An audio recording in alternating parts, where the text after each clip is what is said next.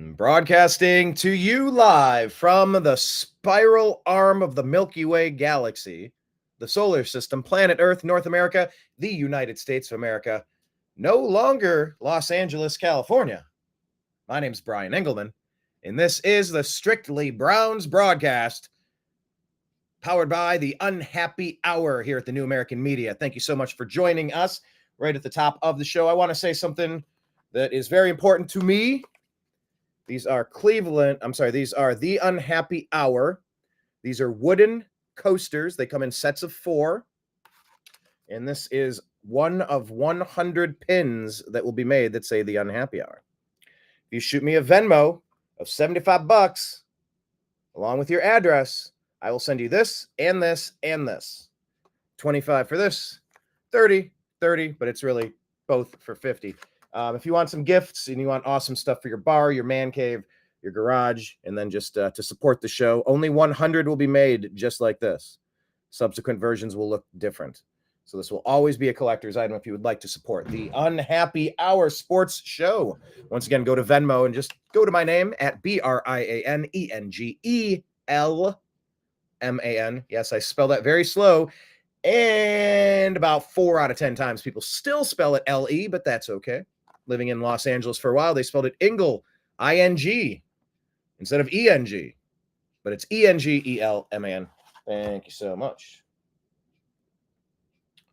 So yes, if you want some coasters, get some. They're awesome. Ohio-made wooden coasters. Look at those. The beer mug. One's shaped like the state of Ohio, and one is circular. So that's good stuff. Now, wait a minute. Is Sal joining? It says Sal is trying to join, and I heard a noise. I don't know if he will or not. But if you'd like to be a part of the program. Oh, wait. Is he there? Sal, are you there? Hold on. Okay. Can you hear me, Sal? Yeah, I think I am, Emma. That's Sal. Oh, my goodness. It's Sal. Yes, I can hear you. Awesome. Welcome, buddy. How you been?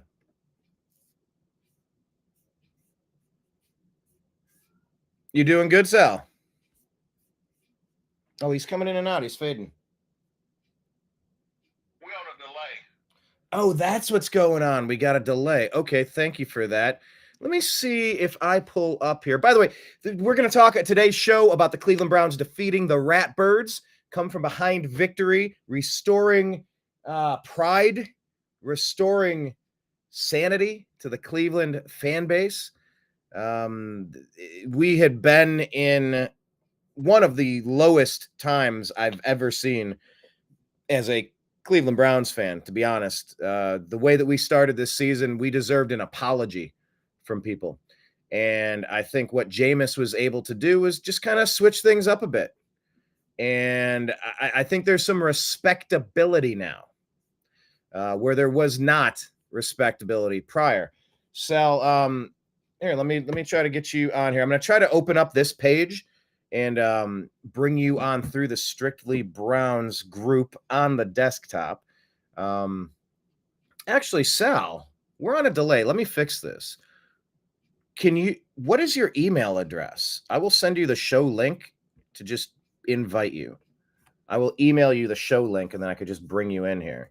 What is your email, sir? Since we're on a delay.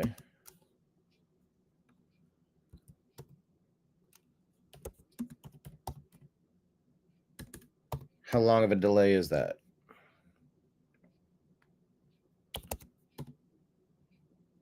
Here, let me. Okay, I don't want to do that. How do I? Okay. Sal, rejoin. I gotta send him a message. Give me 1 second, Pete. Doggone it, this is so wonky. I would really like to hear from Sal. It's fun having Sal in the I don't know if I have his email address. Hang on, guys. Give me 1 second here.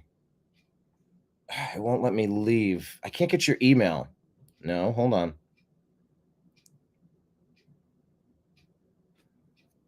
All right. Well, look, the Cleveland Browns have defeated the Baltimore Ravens. Baltimore Ravens came into the game looking kind of undefeatable. They were looking really tough, rather. Let's just say for what it is. I think the Ravens started off the season losing the first two games to the Raiders, Chiefs and the Raiders, but then they rattled off a really nice winning streak. Got 5 in a row against the Cowboys, Bills, Bengals, Commanders, Buccaneers, and then took the L to the Browns, 29-24, on a day where everybody in the room, everybody in the stadium was pretty much saying, let's win this game for Jim Donovan. Let's win the game for Jim Donovan. Okay, hang on. Here's Sal's email address. Let's get him the show link. And then we'll see if we can get him into the broadcast. I like having Sal around. Yeah, Sal and I were doing the 11:11 show. We were doing a show at 11:11 at night for a hot minute there. That was fun. But the day was about Jim Donovan. Jim Donovan has been the voice of the Browns since 1999. And, you know, God bless him. Jimmy Donovan has had to sit through some terrible football. It's not fair. It's not right. It's really just not. Oh my gosh, we got Sal. How's it going? Sal, good to have you, sir. How you been? Hanging in there, man. Hanging in there. Enjoying this great weather. Yes, sir. Now you're Atlanta, right? Yes. What's it like down there? Oh man, 70. It's pretty decent, you know. Nice. You know, It's a little chillier up here. I got to go to the game yesterday. I've been to some really interesting games. Great weather. give me 1 second. Give me 1 second. I hear something going off. Okay. Sal, you do that thing. But yeah, I was saying that today's game was really in honor of Jim Donovan. We did have a chance to get to our seats early. That was a main point that we were aiming at. And, you know, I said it to no fewer than 100 people, and people said it back. It's like, let's win it for Jimmy. Let's win it for Jimmy. You know, because Lord knows you can't really win it based on the talent stack of your team because it's garbage all year. But it turns out maybe the only hot garbage component has really been this trash-ass quarterback that I never wanted in the first place. You know, now he's injured, so it's like, don't speak ill of the injured. It's like, you know what? This is pretty much widely accepted as the worst transaction in football history, maybe the worst transaction in sports history. Sports history, hands down. We've received a shell of a human being. We'll get to Watson in a second, but first off, man, Jim Donovan. What did Jim Donovan mean to you, Sal? I think that he was the heart and soul of a team that couldn't give him what he deserved. Oh man, yes. As a fan. I mean, he stuck in thick and thin with the team. And I mean, it's sad what happened. You know, it would have been nice for Jimmy to see the team make a Super Bowl run or even win one. But, you know, it's sometimes it works out that way, you know. So absolutely. And, you know, just I lived out of market for a while. You know, you have your Cleveland roots, but you've been down in Hotlanta for a hot minute. And, you know, as soon as I graduated from high school, I went a few hours away to college, stayed there a couple of years after graduating, and then went further away to Los Angeles. So, you know, you got to remember, for people that don't know, let's go back to 1999. The internet was barely a thing. You know, maybe you were on Yahoo playing Hearts. You know, maybe you're on Hot or Not, just rating people or something. But man, the early internet of 1999, when this Browns team came back, I mean, it was a totally different universe. So like trying to catch the Browns games, whether it's radio or however we were able to get him. I mean, Jim Donovan, I mean, he was just the voice of the team of the modern era. What was it, Nev Chandler before that? And, you know, a bunch of other voices. Yeah, Nev Chandler. Wow. Nev Chandler. I was very fortunate. I had the opportunity for Nev Chandler to say my name on I believe he was Channel 5, right? ABC? Yeah. Where he was.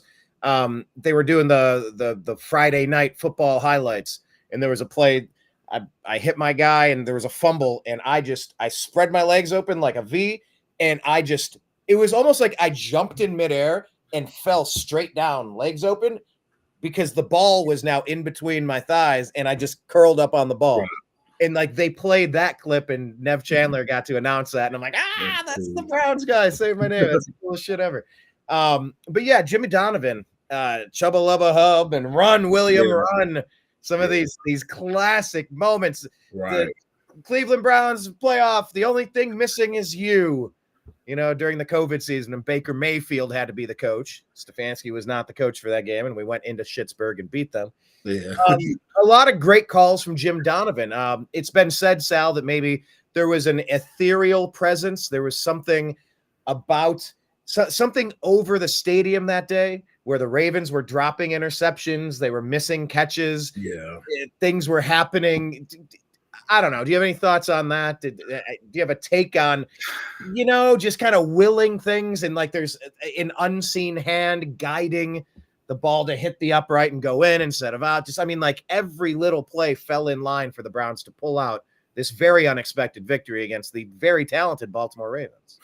Being a Browns fan, one thing that you have to really understand is that if you look at Baltimore in that game, that's basically the reverse of us in all the games that we played this year. Yeah, right.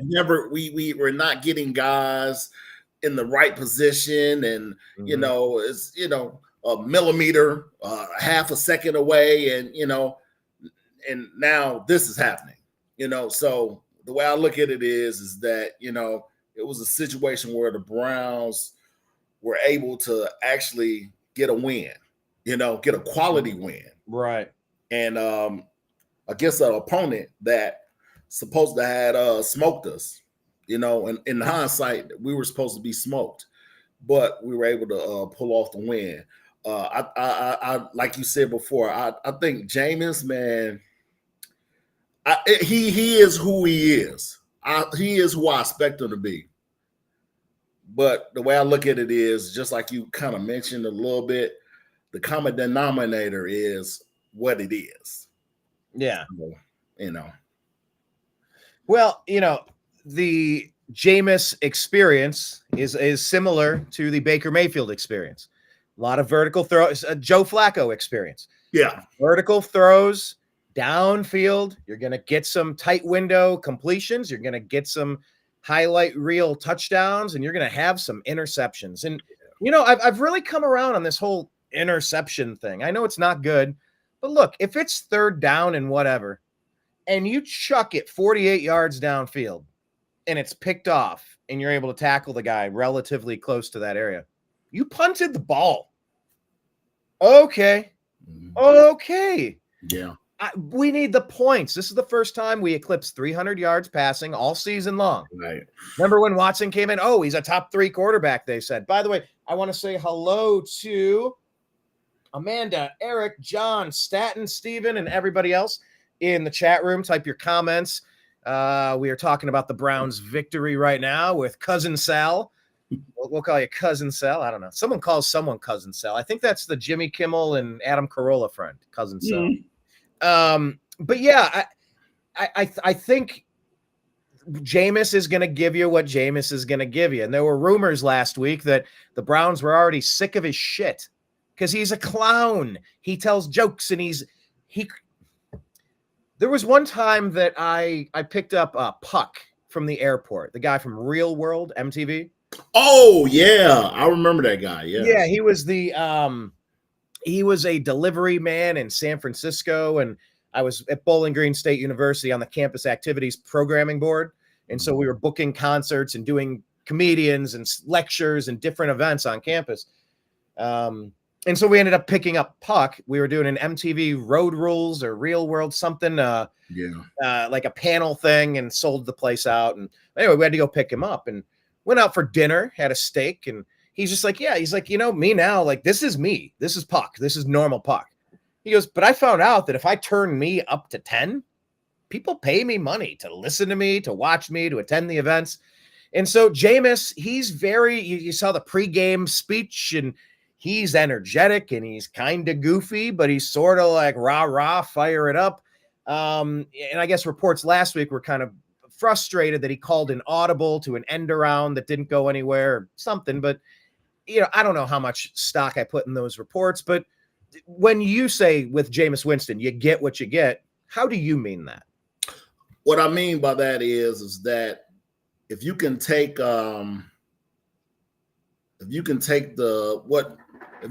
what you see as being zany or quirky, if you can go along with that, you should be able to go along with everything else that go along with him.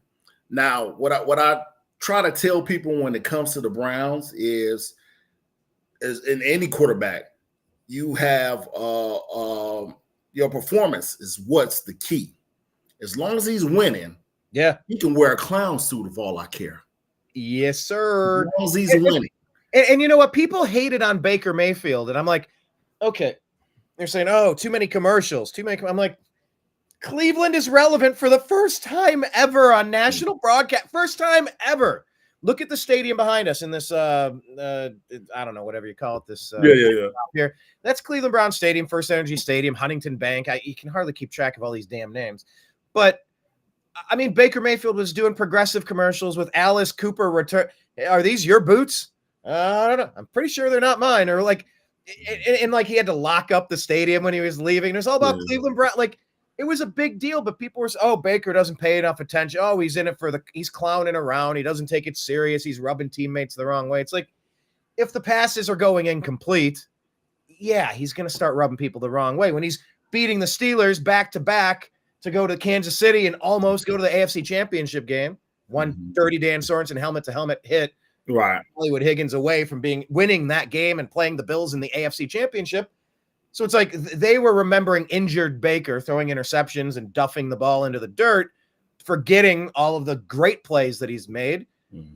And then they just found a way to pile on and say, I don't know, he cut his mustache at halftime. He's not taking it serious. I want him out of here. It's like, shut up. Have some fun. There's been no fun in Cleveland for 3 years with this DeShaun Watson character. You could feel it. The energy's been as weird as Watson. Am I wrong on picking up on that? No, it's the truth. It's the truth. Us as Clevelanders, we need to embrace this. This is something we need to embrace. The problem is that we live in a more marketable type of sports environment where the guys are going to have extra things that they're going to do on the side to make money, to make income for their family and stuff, other than the football stuff. So with Baker having a mega personality, you should expect that to be the situation for him, But the thing is that we still have them old school fans that get the ball out by line fans, and that bugs me. Get off that really bugs me, man. It's like, come on, as long as he's winning, let him do whatever. I on my post, I was like, give that man crab legs. Get that man crab legs. He's winning. Yeah, soon he's going to be jumping up on the tabletop at lunchtime in the cafeteria, screaming what he screamed. If we remember that one. Jameis has gotten in trouble in the past. He had some crab legs, someone gave him some, and he yelled some profane shit one time. It's like, I've done that too, and maybe somebody even hooked me up at a drive-through window at Arby's once or twice. Things happen, and Baker Mayfield got tackled by a cop.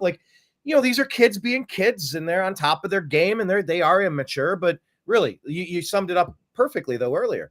What have you done on the field? And for all the headaches that DeShaun Watson cost us, for all the draft picks it cost us, the guaranteed contract that pissed off every owner to the point where I'm sure they're kicking a few $1,000 to the refs that handle the Browns games and say, they fully guaranteed this clown's contract. They're going to screw up the entire business model we have. Make sure they lose this damn game. Yeah. Phantom holding calls, phantom pass interference calls, 4 of those a game, they'll never win.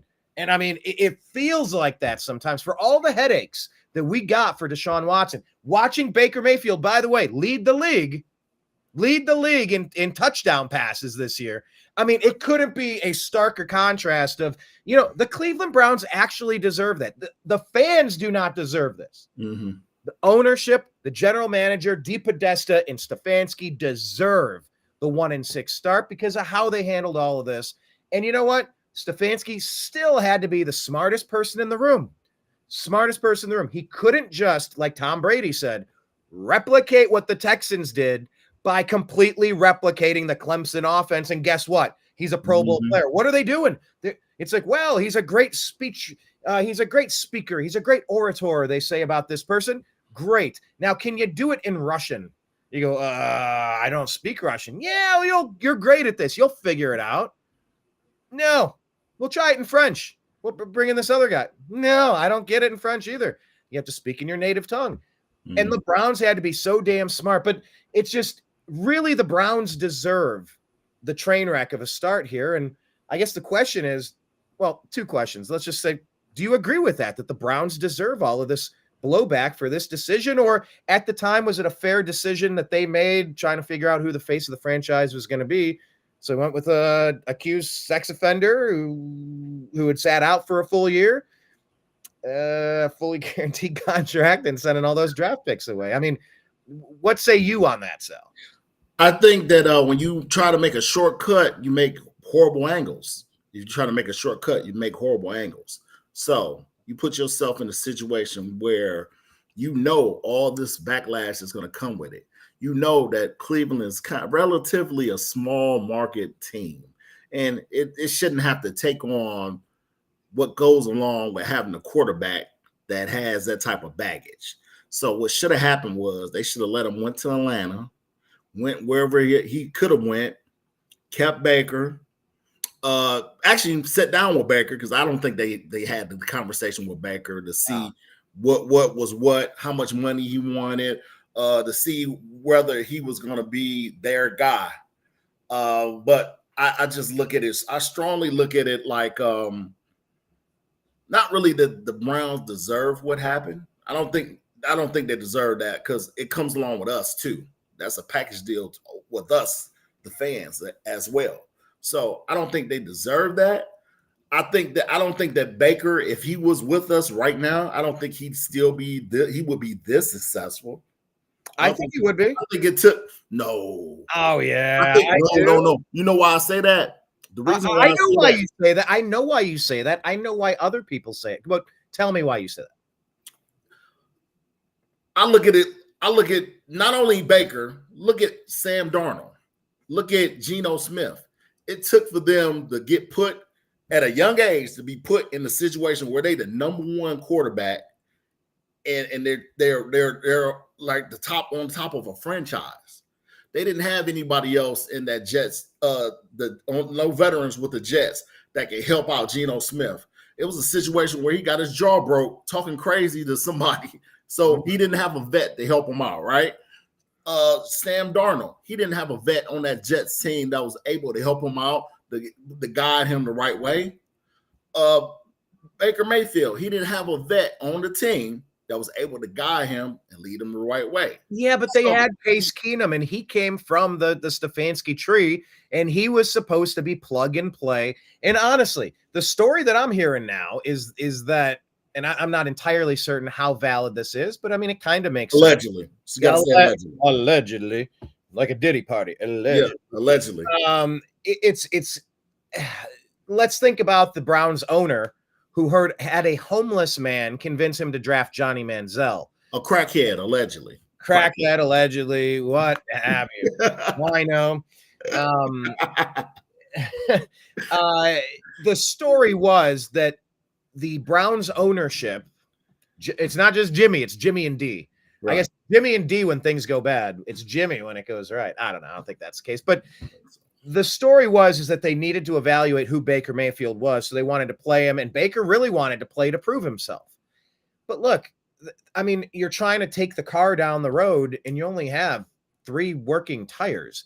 Like with that torn labrum, I mean, he gutted it out. I can't even imagine what they shot him full of to try to handle that pain. But I've had that injury. Yeah, you told me about it. Brutal. because you get better. You get numb to it. You know movement, but then it gets better, and you're like, I think I'm back, and just you'll be sitting somewhere, and you'll set something down on the table, and it starts rolling off, Right. and then your instinct kicks in, and you just reach for it so it doesn't fall. And when you reach, you push some sort of twitch muscle that activate, and you go, ah! I mean, you will like drop to the ground in agony, writhing. It's like you're ripping it fresh again every time you're hit. You spun. You're trying to. The Browns should have benched him, but Baker toughed it out, and the ownership wanted to see it. And Stefanski was probably sick of the shit. Barry was kind of like over it. Like, we're not going to pay this guy.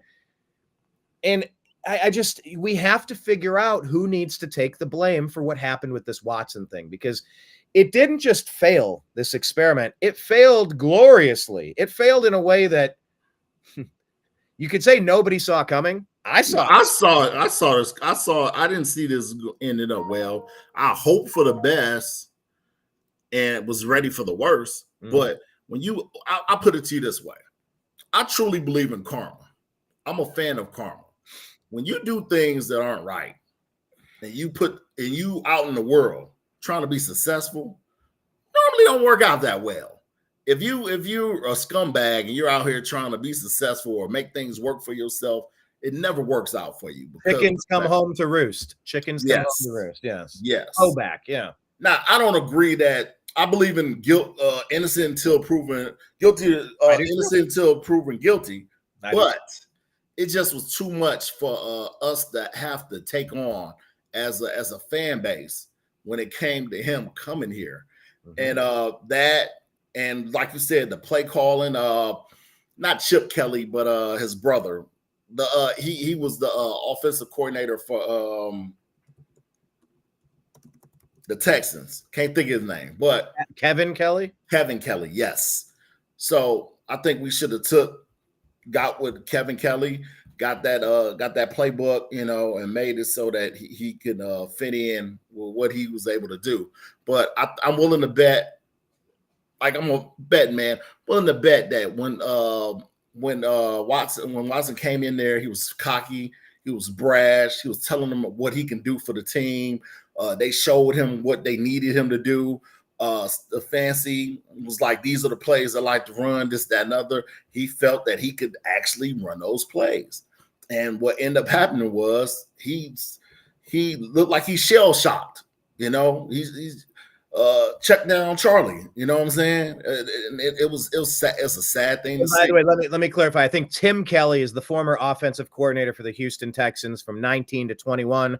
Fired along with head coach David Culley after the 21 season. I think we wanted to say Tim Kelly. Tim. Yeah. But we should have. I think they should have coordinated something with that guy and got those things. But absolutely. That's where round peg into the square hole. That's the Stefanski needing to be the smartest person in the room. The bravado, the pedigree, it just really smacks of a hard-headed Kevin Stefanski. Now, maybe I'm putting too much blame on him, but I really feel like when they put Baker Mayfield out there against TJ Watt in that final game, double team him, I think they were trying to prove a message, prove a point, and really injure Baker Mayfield. And I lost a ton of respect for Kevin Stefanski during that. They had a rookie left tackle. The guy got 5.5 sacks that game. Oh, yeah. They were going to break him like in those comedy videos you've seen where a guy rips in half and his guts spill out, like catching a pass over the middle, and he separates. The head goes into the stands. Like, that's what I felt Stefanski was doing to prove a point, to kind of rub it in on Baker. And now maybe that's true, maybe it's not, but that was my perception of it. But regardless, because there's only so much we can say about what we've already regurgitated in the past. I have been crystal clear on supporting Baker Mayfield and hating this trade from day one for 100 reasons, not just because, I'm a Baker bro. Like, no. You drafted the kid, you made the playoffs, you opened the Bud Light fridge, you had some ups and downs.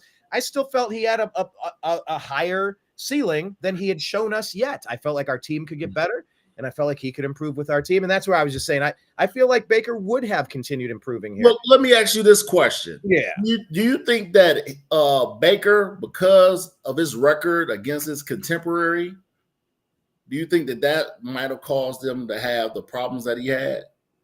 You mean 3 years ago, Baker, before he went to the Bucs and went to the playoffs? I'm talking about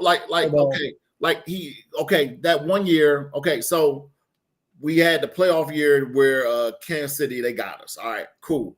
Coming into that year,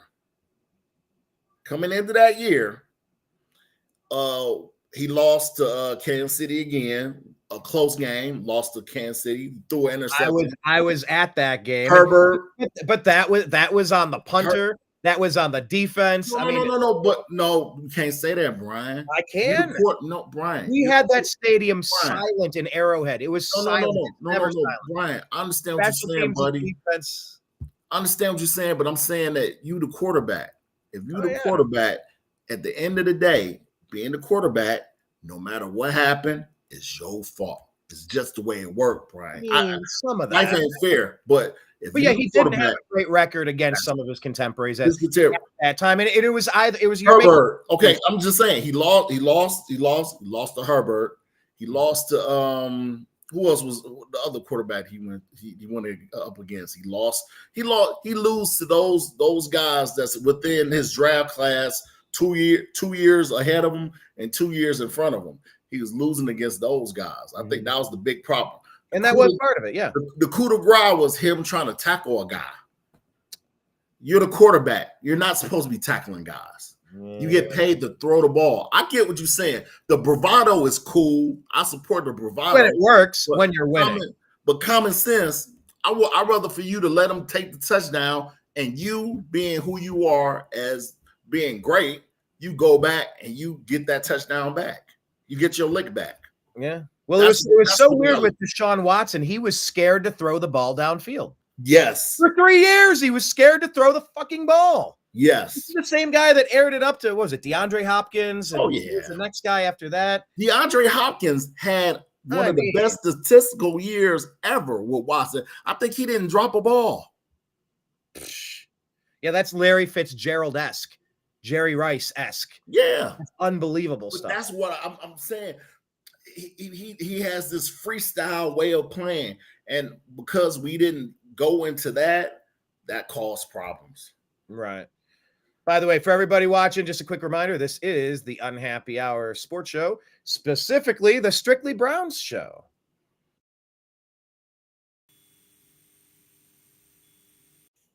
There we go. That's a fun graphic. Reset here. But yeah, it was just so weird to watch the devolution of DeShaun Watson. I really don't want to speak his name all that much more, but I mean, like, this really was. I'm privileged to have been at the Jim Donovan game, the Jim Donovan tribute game. We'll refer to it as.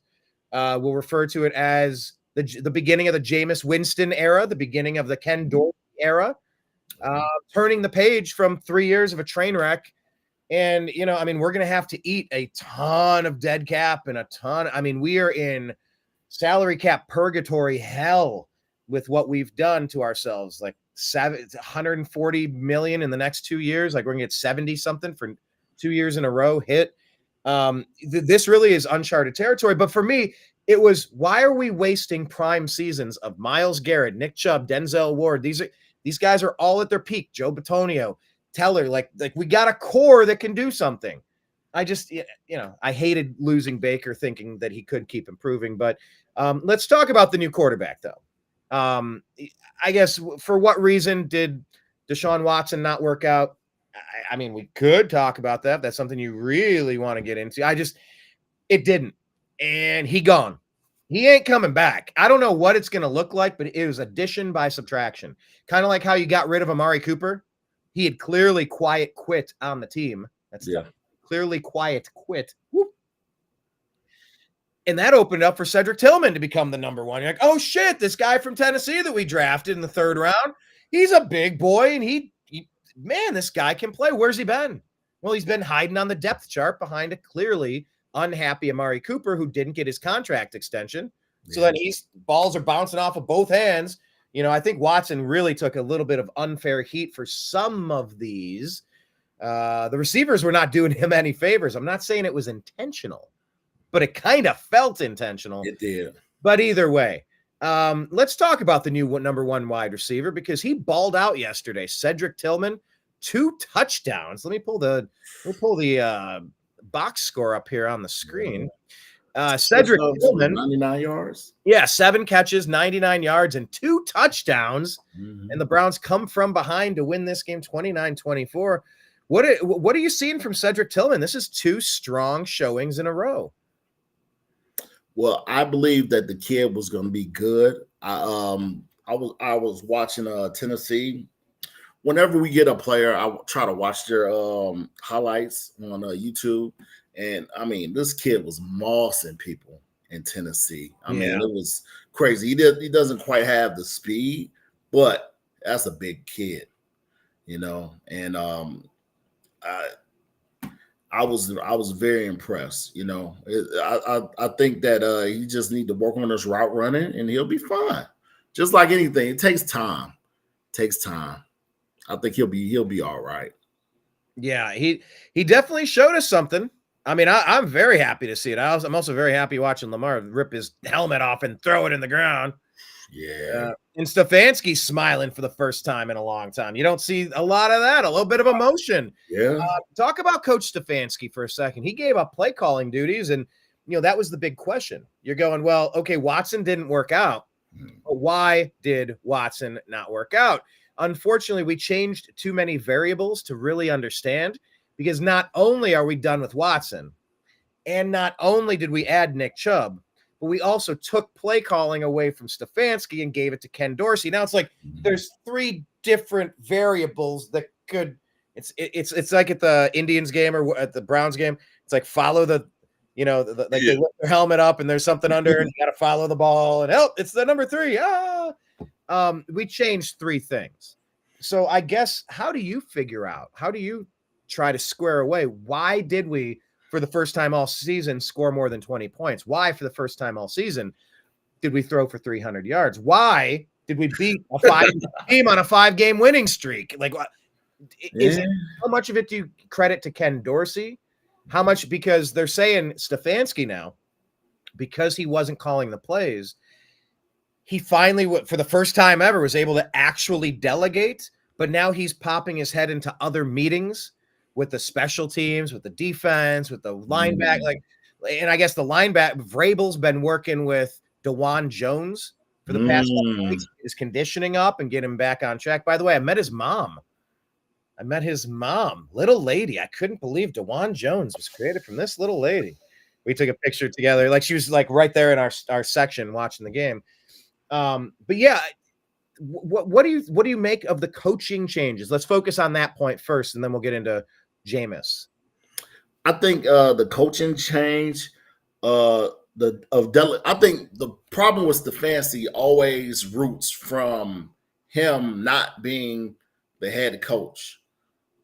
Not saying him not being the head coach, but him not staying in that lane. Yeah. Now, my thing is that from what we've been told the whole time, it's never been a secret that they said that he was pretty much the offensive coordinator. The whole time, he was pretty much the offensive coordinator. Yeah. So you can only imagine how the reason why things always end up the way they did.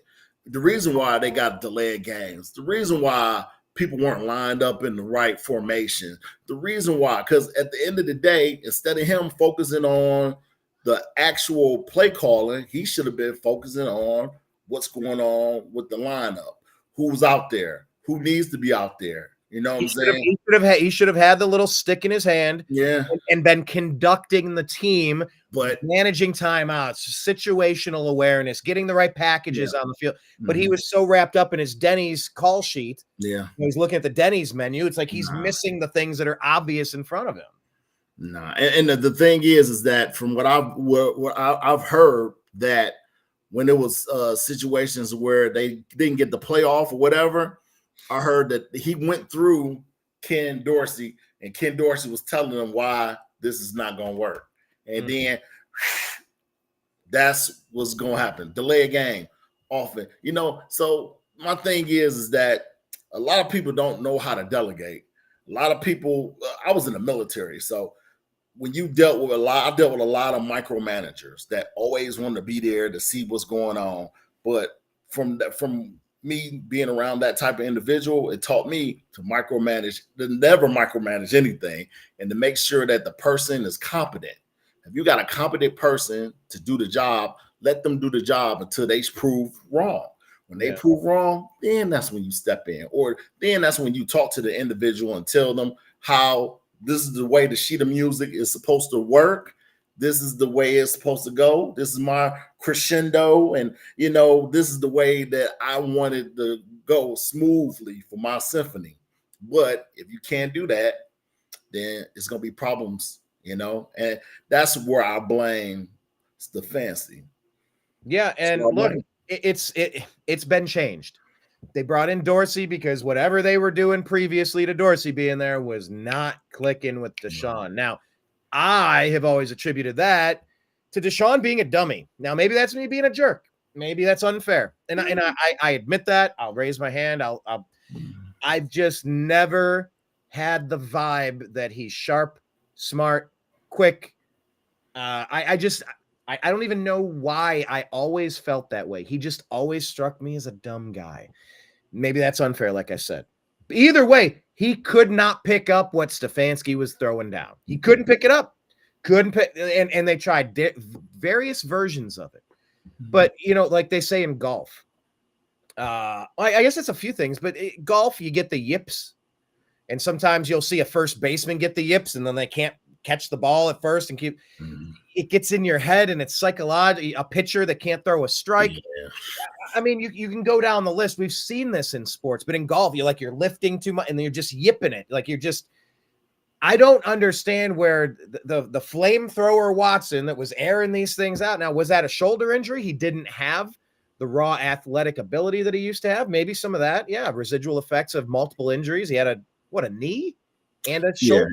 Yeah. Knee and the shoulder. Maybe an ankle too. And maybe he always struck me as a dude that was great on the blacktop at recess. And you could never catch the guy. 2 hands below the waist. You're playing 1-1,000, 1 Mississippi, 2 Mississippi. All right, now you can blitz. And he'd run around, and he'd just make something happen because he was faster than everybody else. But in the NFL, you're like the hot chick in high school. Give it a couple of years. They don't all age well. Just give it a minute. Like you might have peaked a little early there, but if you don't have the foundational understanding of how to manage the pocket presence, knowing when to step up and knowing when to take a hit, knowing when to roll out, when it crumbles fast. So I don't know if it was a physical, not a detriment, a deterioration, DET, I had that part right, a physical deterioration, or just the mental stress of all of the pressure in the world, and you got Mia Khalifa on your videos, and you're in sports, and now you're paying people off, and now you're paying more people off, and now you're getting more accusations. Now Baker's leading the league in touchdown passes, and fans are just like, we're 1-6. What the hell is happening here? You sold us a bill of goods. This guy is junk. But I really do think the era is over, and I guess the question is Jameis the answer? I think we're gonna be able to answer some of the important questions coming up, because can we beat the Chargers? I think we can beat the Chargers. Yeah. They're a beatable team. Can we beat the Saints? Yeah, we can beat the Saints. They're a beatable team. Now, far be it from me, because I thought we were going to beat the Commanders and the Giants as well. Shit, that didn't work out. But let's imagine, what if we are 4-6, sitting on the verge of close to 500, 6-6?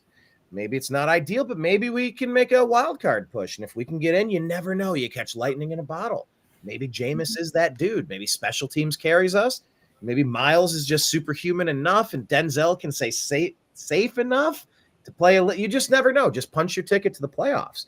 I guess what do you make of Jameis leading this team the way he did? The 2 touchdown passes to Tillman. I mean, it looked like a totally different offense. Mike Polk Jr. Did you see the such and such game? It's like they're playing a different sport. Yeah. It felt like when Flacco came in, it's like you're playing a different sport. And I saw it with Jameis yesterday in person. It was like a different sport. Sal, what do you expect moving forward if we can stay with Jameis and he can get some more reps under his belt, more practice reps and more game time reps, and he's a number 1 overall Heisman winning pick? Like, he's a stud. He's got his deficiencies as well, but what do you think the ceiling and the floor is with the new regime under quarterback now that Watson is done for at least this entire season? I think the floor is that he's going to be a bridge QB that we might give him a 3-year, 4-year deal after this year if he continues to play well. I think the ceiling is him possibly being a Sam Darnold type, Geno Smith type player where we decide that we'll keep him. I never thought he was a total scrub. Now let's be clear. I never thought he was a total scrub. I thought that 30 touchdowns and 30 interceptions was wild. But when you look at him as what he brings to the team, I think that's what means the most. I think that if he's the player that makes it so that Myles Garrett can stay in his position where you don't really have to say too much, or he's that type of player that can keep the offense motivated and the offensive line motivated enough to understand that they got to take care of them. And as long as hey, big fella, yeah, you were offsides, but you know what? Take care of me and we'll get the victory. Do you understand that? We'll get the victory. You take care of me. Make sure you block me, block my blind side, and we'll get the victory. He's able to relate to the guys. When you got somebody that can relate with the people, motivate them, and actually make them feel that they can win the game. DeShaun Watson ain't made it so feel like they can win any game that they were in. He's just never possessed that for them to be winning.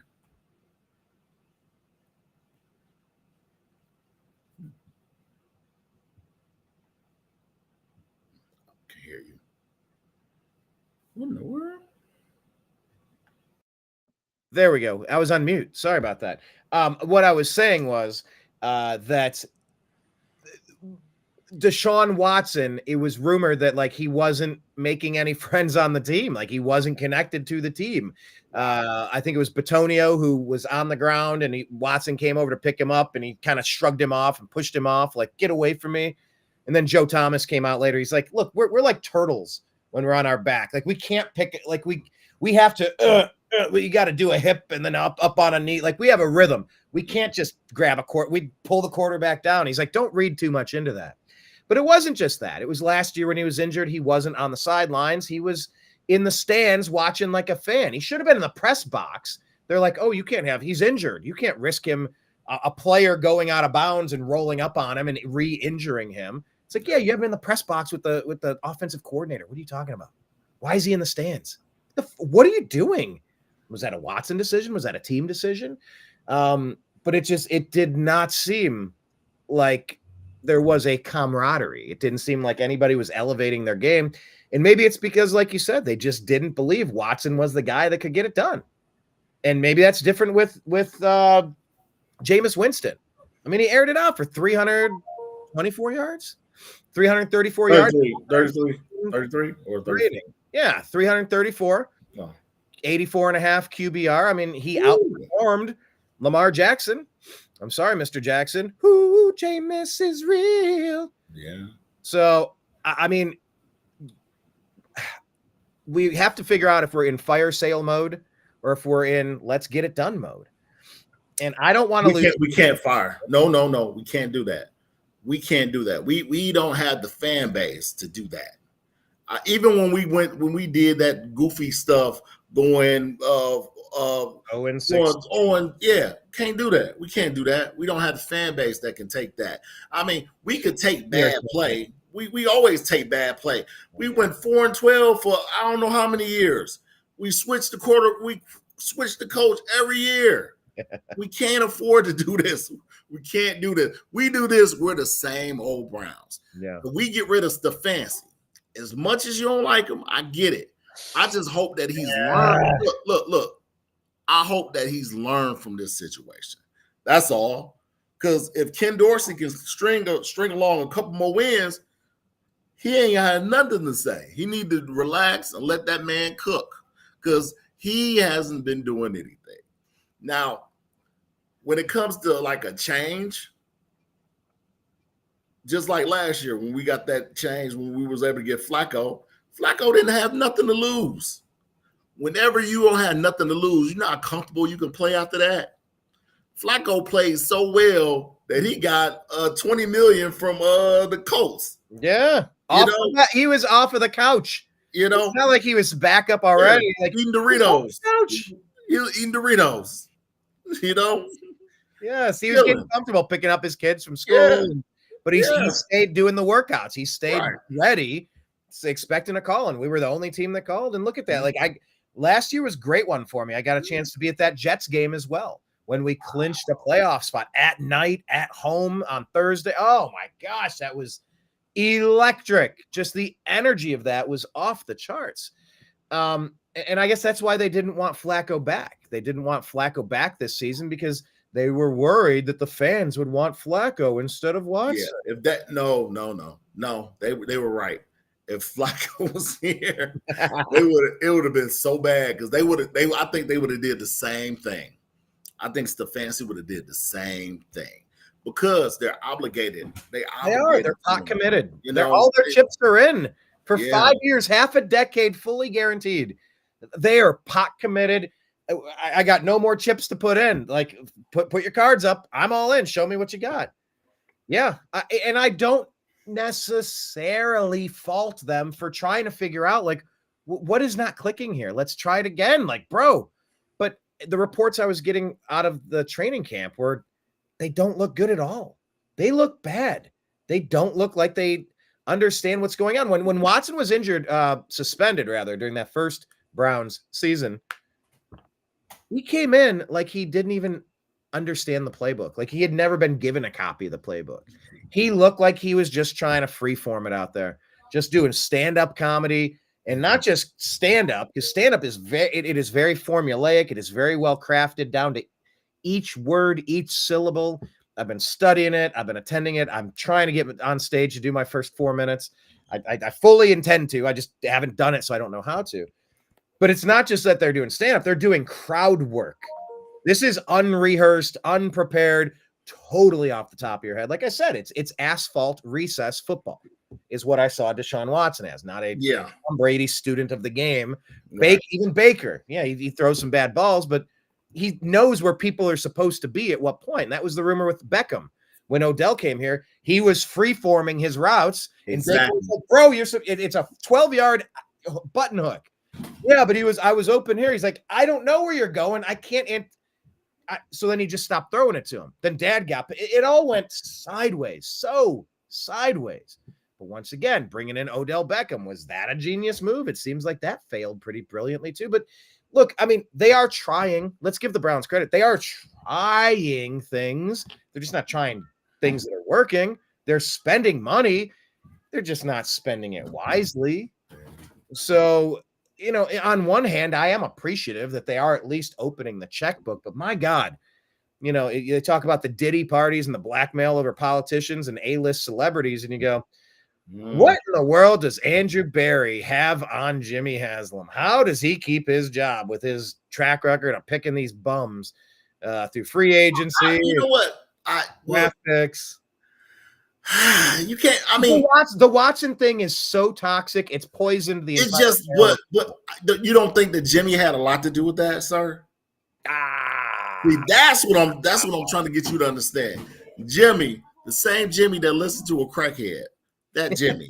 Yeah, I'm talking about that Jimmy. Okay, crackhead Jimmy. I feel like that's something Theo Vaughn would say. You know, I went to school with this guy named Crackhead Jimmy. Oh man, and they used to say Crackhead Jimmy. Oh, there's nothing that guy won't do. I remember one time I was with Crackhead Jimmy. Yeah, it's so weird and funny. He had some sugar cookies, man. Then we just called him Cookie. No, I know Jimmy's a meddling owner, a la Jerry Jones. I do get that, but should a head roll for DeShaun Watson? Should a head roll? No. The worst transaction in all sports history. Listen. No. Except us fans. No. You know why? I do know. No, because it was. Hey, look here. You miss you miss 100% of the shots that you don't take. Fact. They thought that they had something with this guy. They let him finesse them, and the agent finessed them, and thinking that he had something left in him. But I think that the Browns were overzealous, and I would have rather took Matt Ryan. I would have rather took Matt Ryan over him any day. Or who I really want was Kirk Cousins, but that's a whole different story. Mm-hmm. That's the type of player I think that does well in Cleveland. You don't we like a solid C+, B-. Right. Gonna get that's what we lower ceiling, but higher floor. That's what we need. Consistency. We need someone that is going to fit into the system. Yeah. If you got a guy that's going to fit into your system, you're going to do well. Baker, I don't think he fit into the system. I think that no. And I think that Josh Allen, we would have destroyed Josh Allen. We would have destroyed him. As much as I love Josh Allen as a player and watching him progress, we would have destroyed him. We didn't have the right coach to help him to progress. Josh Allen would have been the person that would have made the most sense. But I see why you will pick Baker Mayfield. I see why. But I knew that Baker, this is not the time for Baker. Baker would have been. Yes, it was. This is not the time. It was. The chip on the shoulder, the against all odds. Baker would have been better in New York than he would have been better in New York than he would have been. I think New York would have been, man, look here. New York and Baker would have been the best thing that could have happened to the league. I think that we should have. I wanted us to get Josh Allen. Joe 2.0. Oh yeah. Oh. Now I'm just imagining Gary Vaynerchuk, a Baker fan, because they ended up with him. That would have been wild. You can imagine Baker with the mink coat on. With the mink coat. I saw him with the creamsicle and the mustache. Yeah. And the glasses, that throwback jersey thing you put up. Yeah. Okay. Maybe. But maybe. I think that we that's the type of player that we would need. We can't get those prima donna type players. People were talking about Shadori Sander. Yeah. Wouldn't be a good look at all. Mm-hmm. I think that he's a good player, but I think our market is too small for him, number one. And number two, his dad would never let him come to Cleveland. His dad wouldn't want him to come to Cleveland. His dad would talk crazy to the people there. It wouldn't work out at all. You know what I'm saying? Wouldn't work out at all. But, yeah, I would be fine not messing with that. That's for sure. Yeah. But look, with a win, maybe we're not in the. I mean, we're still in the conversation, but we're not completely in it. If we were 1-7, oh God, I mean, we are in full. How are we getting the first overall pick mode in a draft where it's like we don't even get a Manning? You know, I mean, what? Maybe a Quinn Ewers, maybe like who? Shador? I just, if it's a Quinn. But he's Quinn Ewers. That's that type of guy. That's that type of guy. You get what I'm saying? He's not an A+ guy. He's like on the high end, he's a B-. On the low end, he's like a C-. And he'll fit into whatever system you put him into. That's the type of guy we need. And if you play within the boundaries, if you color within the lines, you're going to get a passing grade because, the Browns have traditionally been a hard-nosed team that runs the ball. And I mean, I guess as of late, we've had some good special teams, and that's kind of hit or miss depending on what's happening lately. Right. But let me talk about that for a second. Let's talk about the hard-nosed, the running. The Browns obviously made some changes yesterday. They had DeJuan Jones, like I said. I think I posted the picture with DeJuan Jones' mom in the group. I don't remember. Maybe I did. It was a long day. I think I did. But DeJuan, they had him playing left tackle. Jed Wills not getting that time. And Wyatt Teller came back. And it just felt different. And part of that is because DeShaun Watson was running himself into sacks. He wasn't trusting the pocket. He wasn't getting the ball out quick. He didn't know how to make the damned reads. He would have one guy and stare him down, then he'd just start running. Then he would rather take a sack than a dump off pass. And it was the weirdest thing. So once again, I don't know if those great Baker Mayfield offensive lines were because the line was so good, or it was because Baker was 1,000, 2, 1,000, read 1, 2, and I'm trucking it before I get hit. I think it's probably somewhere in between, but the line played different. It allowed Jameis to settle in. And look, this is our second game back with Nick Chubb, and he wasn't able to rip off a big one. Wasn't able to punch in a touchdown this time, but there were a lot of plays that looked like it was going nowhere. Yeah. And he would spin sideways and push. And before you know it, he's up 6, 7, 8 yards, just driving so that we're not in second and long. We're in second and short. And that opens up all the playbook for 100 different options. What have you what have you made of watching Nick Chubb come back from his gruesome injury because of Minkah Fitzpatrick last year? We got 2 games of a sample size. I mean, what are you seeing out of our running game? Nick Chubb is a freak of nature. Trust me, sir. The same knee he hurt when he was playing in Georgia, that's the same knee that he hurt with Minkah Fitzpatrick. Yeah. And for him to come back within a year's time is crazy. For him to be lifting 600 some pounds is crazy. Well, they said he's the first one coming in. He's the last one leaving. He's putting in all of the work. Yeah. Now, were you living in Georgia when he was playing at Georgia with Sony Michel? And yes, yeah. I was there. I never made it out there to watch him play because I'm such an Ohio State fan. I actually live in Kennesaw. I don't even watch their team play because their tickets are ridiculously high.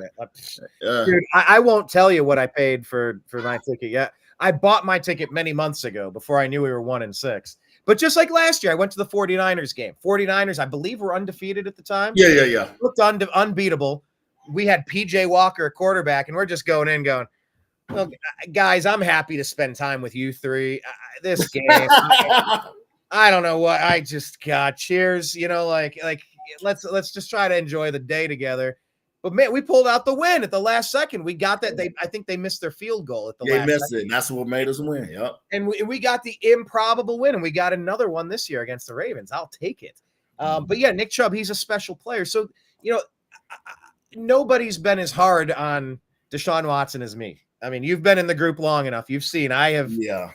I had the very unpopular opinion of picking Baker over Watson for 3 straight years, and I've been dragged through the coals. And I have emerged victorious like a phoenix rising from the ashes who knew all along. Nobody loves a gloater, but damn it, you guys pummeled me for 2 years straight. I'll give it to you. But, I think some of the interceptions, some of the drop passes, the stalled drives, the lack of production, some of that is from the shitty wide receiver play that's been out there. All you can do is throw the ball to hit him in both hands. And I saw. You can't catch him for him. 5 or 10 times that the Browns failed DeShaun Watson this season. And we didn't have Nick Chubb. And our line has been a hodgepodge thing. And we lost our offensive line. I can't blame everything on Watson, but at this point, he's never stepping foot on the field again, even if we pay him. Addition by subtraction, that is a headache I don't think you need in the house. I don't think you need it on the bench as a backup. I seriously don't think we ever entertain him in a jersey for the Browns again. Sit home. You got your money. I got a question for you, Brian. I was watching CBS Sports, I think I was watching, and they were talking about a way that we can get rid of the money, get rid of some of that money off Watson. And they suggested that we would have to get rid of our first-round draft pick. Yeah, we would have to sell a pick, and to pay part of the salary, to change some of it to signing bonus, so that maybe that way he could somebody go to some team and then they cut him. And remember, the Browns did that with the Houston Texans, by the way, during I believe the Sashi Brown regime. Osweiler.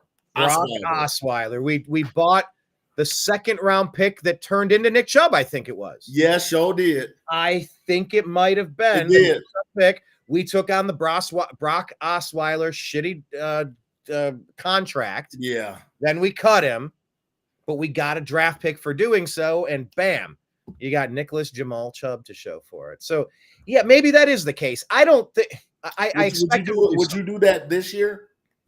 Oh, bro. Okay, let me think of the right analogy here. Because if you poison the water, you can't just unpoison it. If you take out because then it's all mixed together. I'm trying to find the right analogy. If you got a scorpion loose in the house, you got your kids running around, whatever it takes, you vacate, quarantine, catch, and remove. You can't let that scorpion keep running around. It's been historically terrible quarterback play for 3 seasons now. Yeah. This ain't getting better.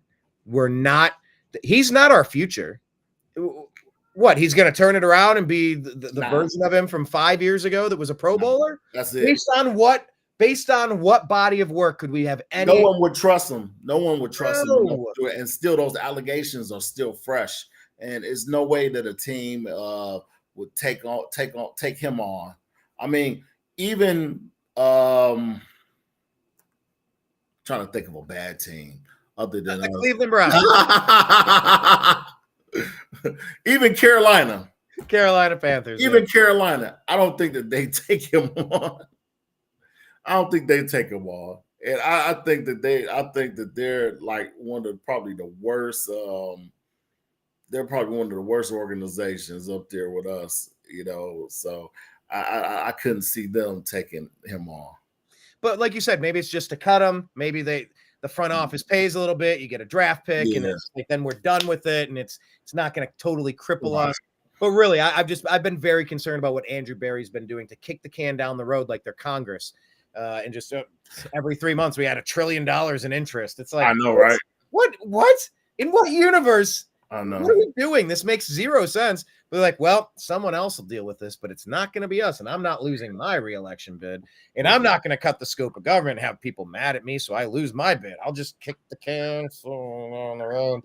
So, yeah, look, the Browns, if nothing else, once again, give the Browns credit for spending, right, making moves, making big moves, and being creative. They really have been all of those things. Now, they haven't found consistent success, unfortunately, but they've been creative. They've made big moves. They've made splashes. They've spent.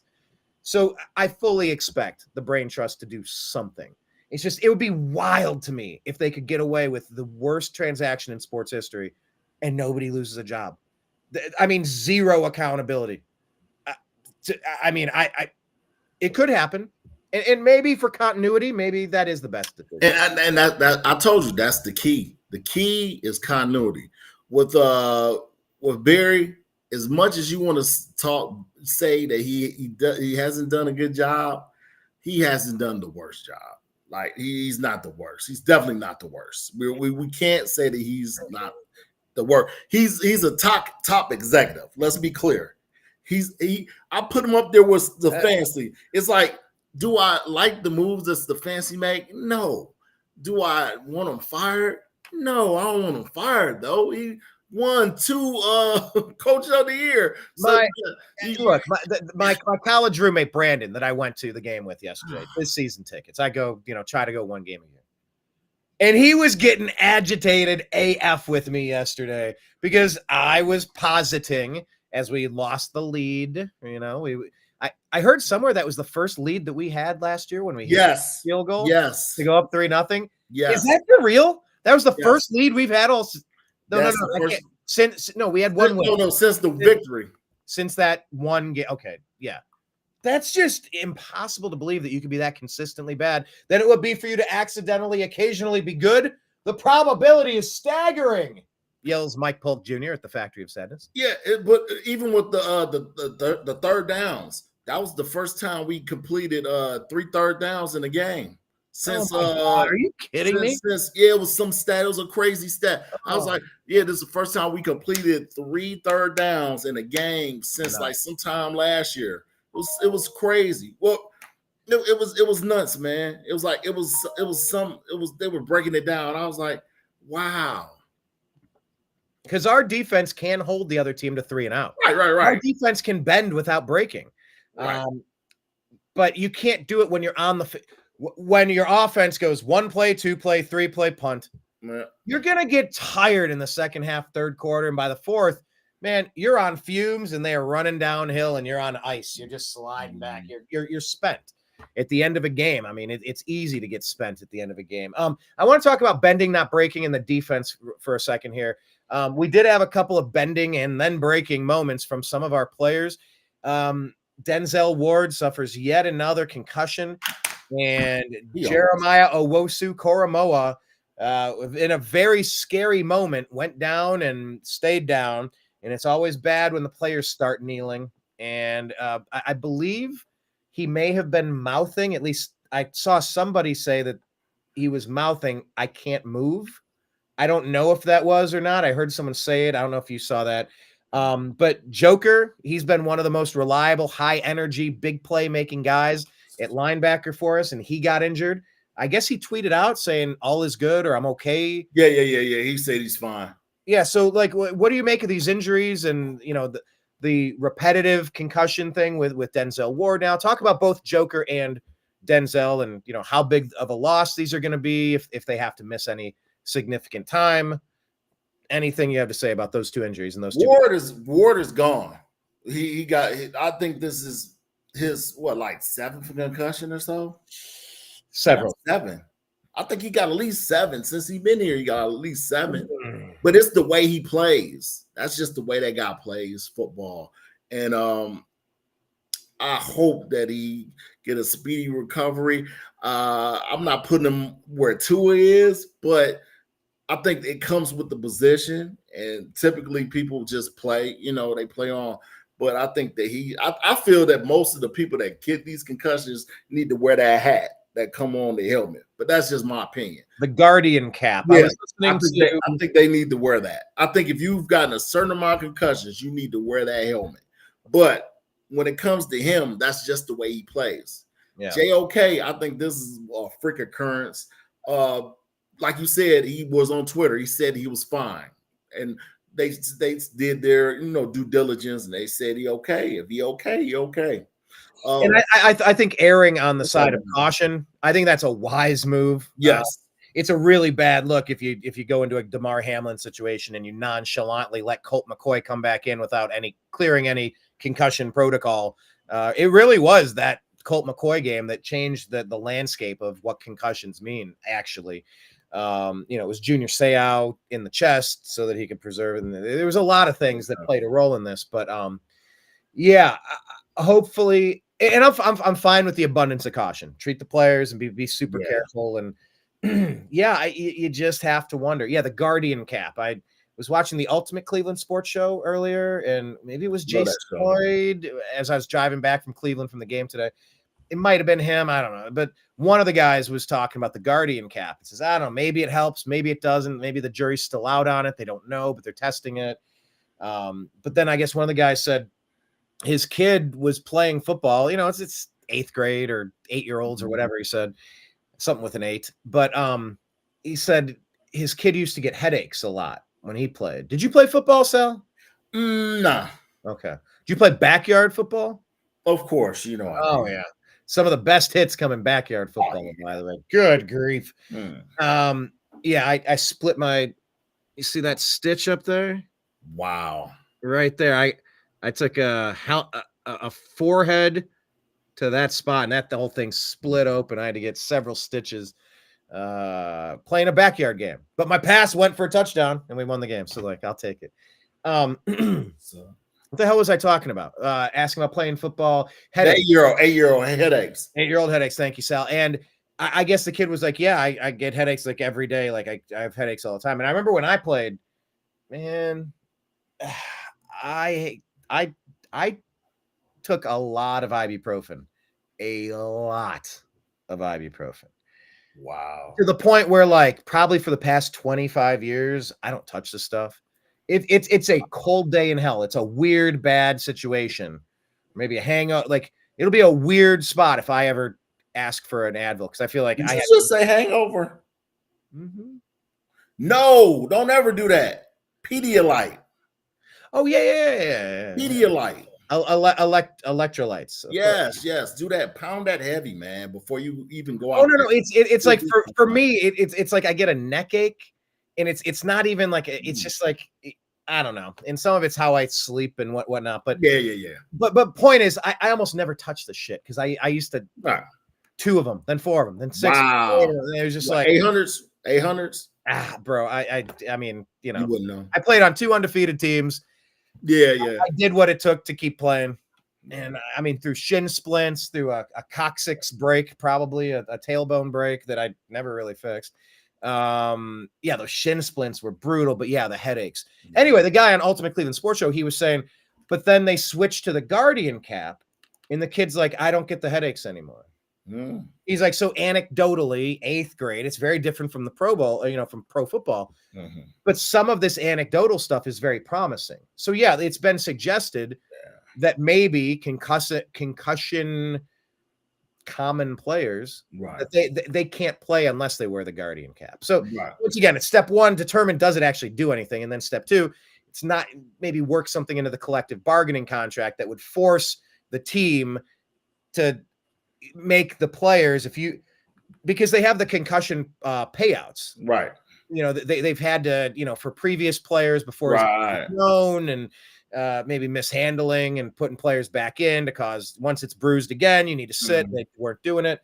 But like maybe do something in the next collective bargaining agreement that says if you don't wear the Guardian cap after a concussion or your second concussion, whatever the protocols are, you then forfeit your right to claim any eligibility into the concussion program. So don't wear the goofy mushroom hat if you don't want, but you're not going to be a part of this protection if you don't. So, player safety. J.C. Treader, head of the Players Union still, former Browns offensive lineman.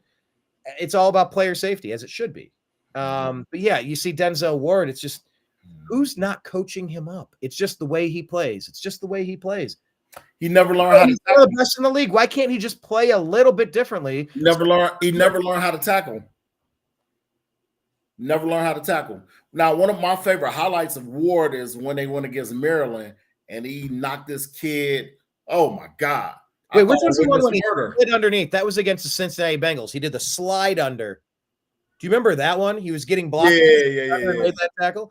Which was the one on Maryland? He just blew up on that. Go on YouTube. He went against this kid in Maryland. He hit him so hard, you would have thought that he was like freaking Henry or something. King Henry hitting somebody. Like he knocked this kid, like blew him up. It was so sad. I felt bad for the guy. It was like, wow. All right, I'm watching it here. Like, oh yeah, I remember. Oh, and the ball comes out. Yeah, takes it in. I guess they ruled it down. Yeah, I was like, yeah, you should be playing football, sir. You need to go to UPS or something like that. Get a job. Yeah, and on that play, that kid up. I won't play it because Yeah. But like he hit him. He didn't put his head down. He actually burst through like lifting some bench press. He blasted through that guy. Yeah, but that's the way he plays. He plays like he's heavy on the contact.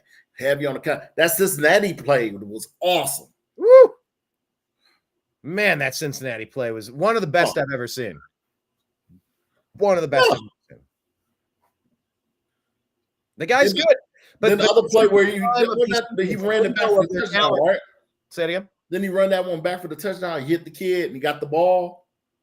I don't know. No, he stripped. That was the same game. He stripped the ball from a kid. He just took it like, give me your cookie. Give me your lunch money. And he ran it back. Yeah, he ran it back. Yeah, man. Ward is he's one of those type of players, man. But he's a game changer. He needed, yeah. But he's no good to us if he's on the bench. The best ability is availability. And once these guys understand that, I think that you could see from both sides. JOK was brought to our team for Lamar Jackson. That's the reason why we got him, because we needed someone that was a linebacker that was athletic enough to keep up with that guy. You know what I'm saying? And he proved he earned his paycheck, during games like this, Yeah. I mean, it's just we're talking about that closing of the window with the Denzel Ward, the Myles Garrett, the Joel Batonios, and the Nicholas Jamal Chubbs. We're teetering. We're dangerously close to maybe Myles Garrett. We lose another game or two and essentially eliminate ourselves from the playoffs. We're only 3 games back right now. Like, it's early in the season. It's going to take a lot. I get it.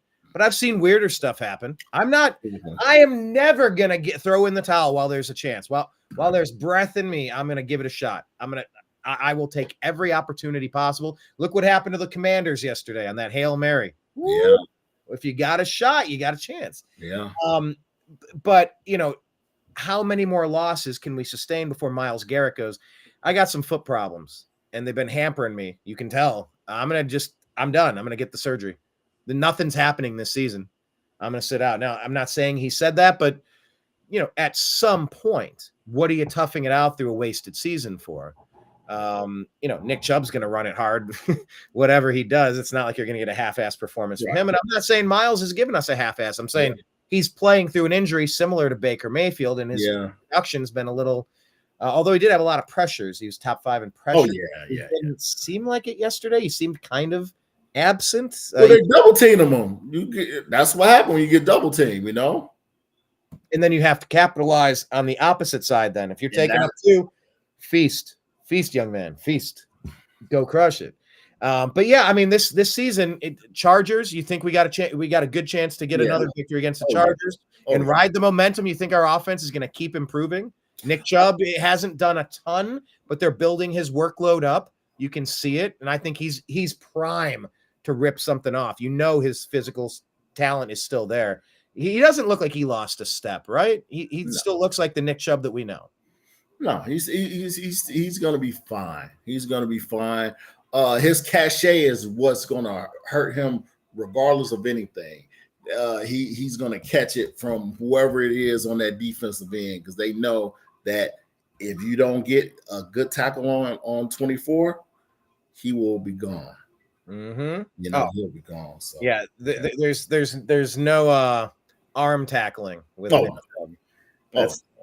That is definitely not how it works. Yeah, so the Browns here, they have the Chargers this week, 1:00, the CBS game.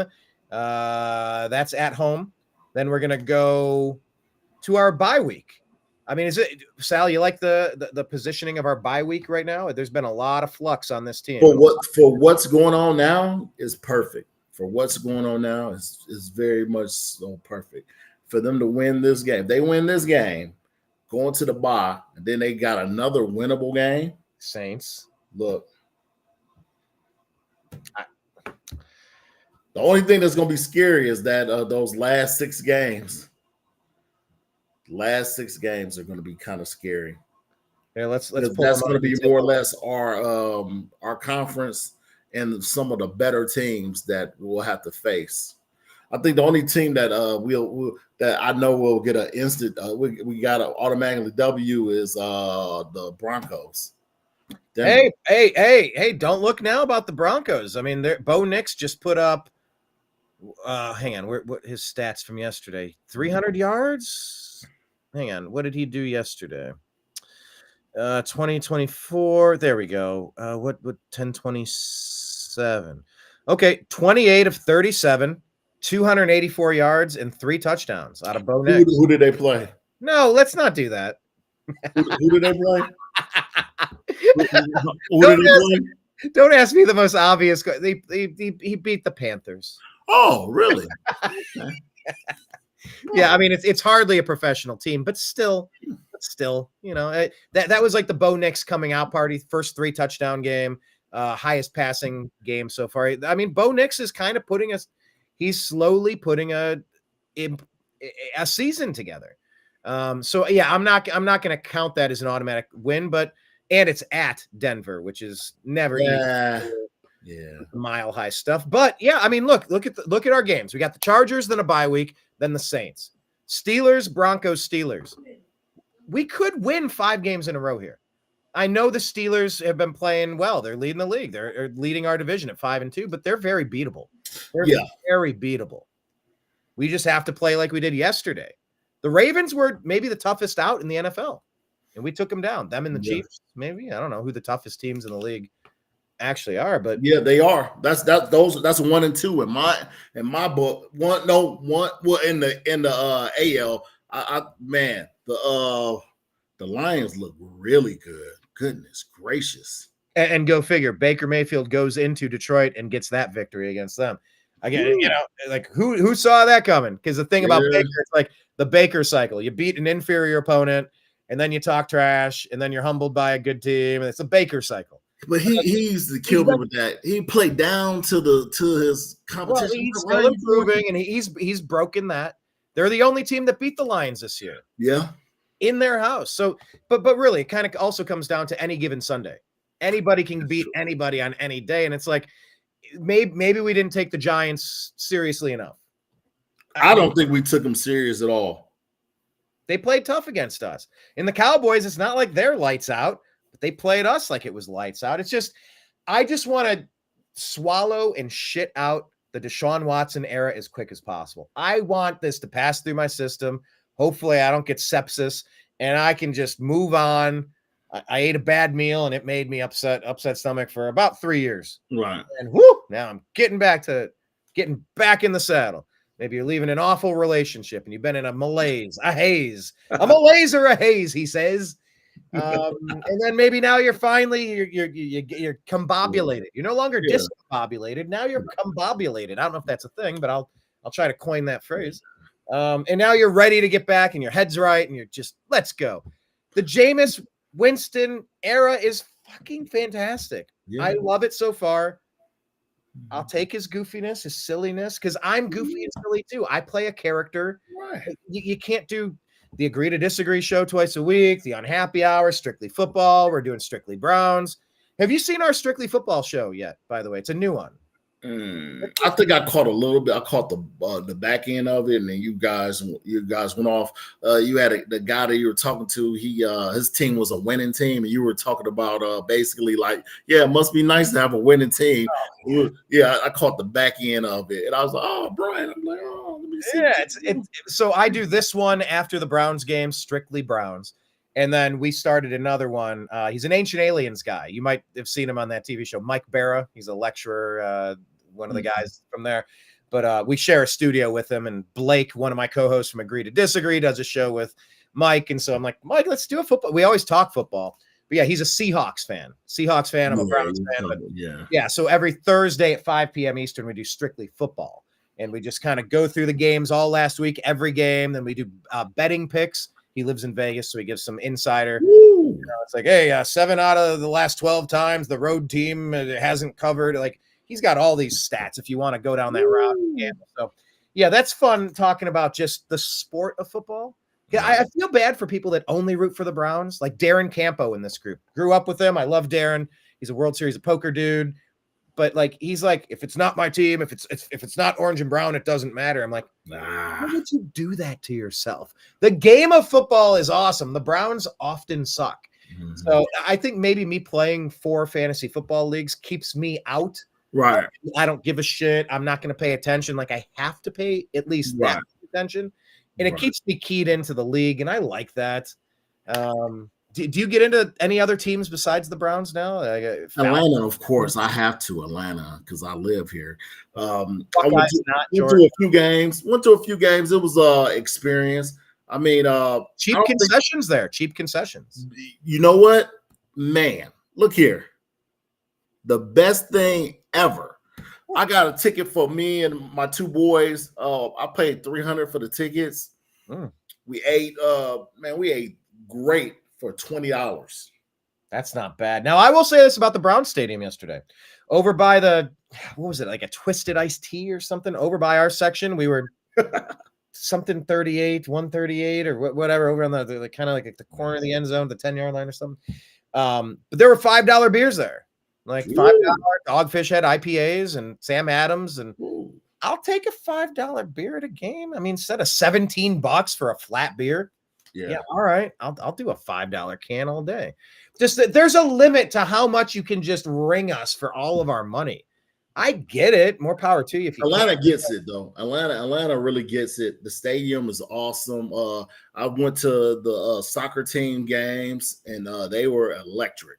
Yeah. Atlanta, when they win, like when they're winning, when Atlanta's winning, I mean, it's an experience. You go there, it's like a concert. It's like a Now, what is that? That's the is it the Mercedes-Benz yes, Superdome? yes, Superdome, they call it. yeah. The Mercedes, yes, it's nice. It's a They- detachable. It's nice. Now, fun fact: in a previous life, they were a client of mine. Fun fact. Really? Yeah, I signed them up for temporary hospitality staffing. So they booked their bartenders, their prep cooks, their line cooks, their chefs, their dishwashers, their culinary people through me. I signed them up as one of my clients. So that was kind of fun. So I have a certain affinity for them. I signed up the Packers. I signed up the Bills. Signed up the Ravens, M&T Bank. Now I'm going through the Rolodex of this whole previous version of me from a couple of years ago. But yeah, that was fun. That was fun. I always like going after the stadiums. They're Oh man. But look, what Jimmy's trying to do now to move this to Brook Park, the Brook Park Browns. You need an all-purpose, all year round, multi-use, mixed use, Final Four, Super Bowl, every WWE. What are we doing with an open air thing by the edge of the lakefront? What are we doing? Like, I get that it's kind of not nostalgic, yeah, but nah. It's a new age. In Atlanta, the Braves stadium, Turner Field, was where the Braves will play at, right? Mm-hmm. But they moved. They actually let the Georgia State University and Georgia Tech, they play there, and they have the Battery. It's called the Battery. If you ever get a chance, look it up. The Battery. It is lovely. Nice hotels. Little concert venues. Yeah, and you know what that reminds me of? That reminds me, real nice. Signed up Jacksonville as well, and theirs it's part of a whole complex. Houston Texans as well. They were another one. I went after all the big venues in every major market. Now my deployment team couldn't staff most of these orders that I was taking, even though we were allegedly a nationwide company. But that's neither. That's neither here nor there. I'm great at selling shit. But the companies I've worked with, they're not as great at delivering it. It reminds me of Seinfeld when he goes to pick up the rental car. Oh, I'm sorry, Mr. Seinfeld, we have no cars. But I made a reservation. Yeah, I'm sorry, but I you just don't understand how this works. No, I do understand how this works. I booked the reservation and you hold the car. However, you don't seem to understand your part of the situation. Yeah, so anyway, that's how I felt about it. But yeah, it's going to be interesting seeing the new era of the Browns. How much more are they going to charge for their tickets? I was talking about the season tickets thing, and it's like every ticket's at a different price now. I guess Jerry Jones started that, where every game's $200, and then you just whatever times 8 or 9 games, and you just buy your season pass. They're all wildly different based on whatever algorithm they decide, and just at some point you can only squeeze the fan base for so much. And at least like at Costco.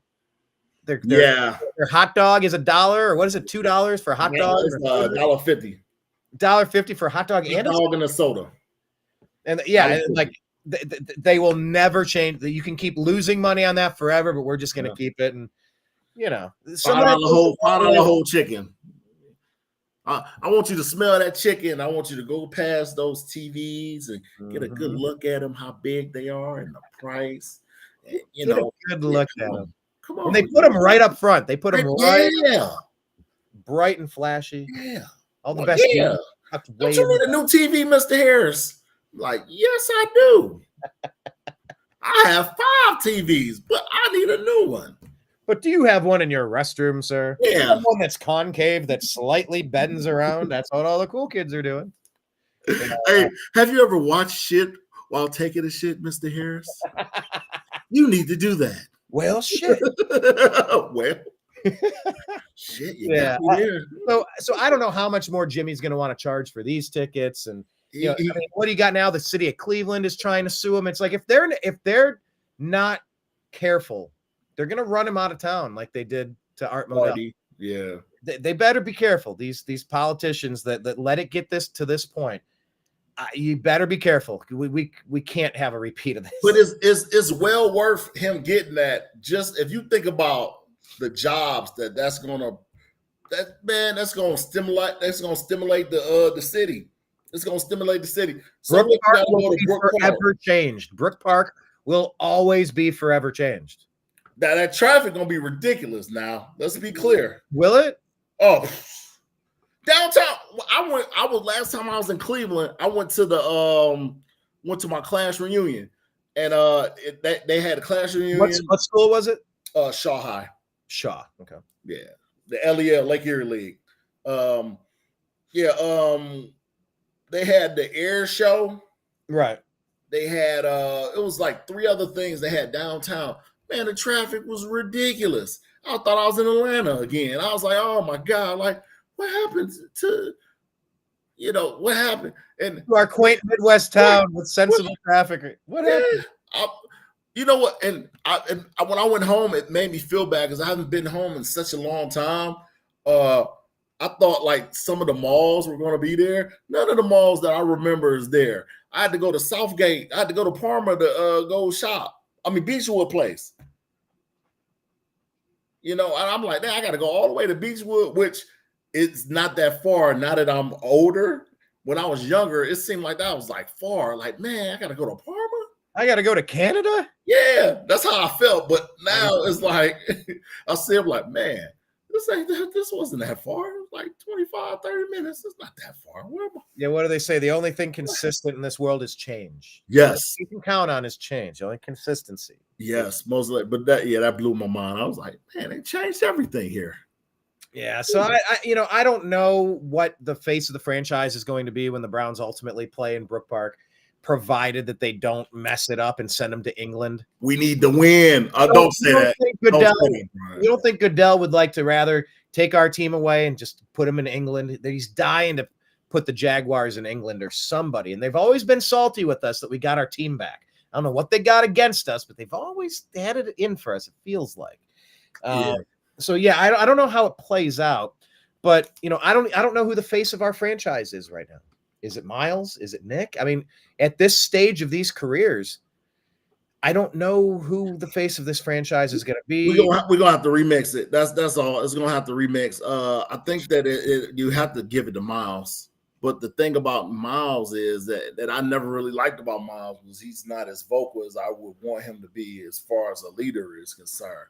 Now, he has all the talent and ability, just like Nick. Nick got all the talent and ability, but he's not a vocal leader like that. Right. In most cases, you want the coach to be that. We don't even got that with our coach. So, my coach, even keel, even Steven.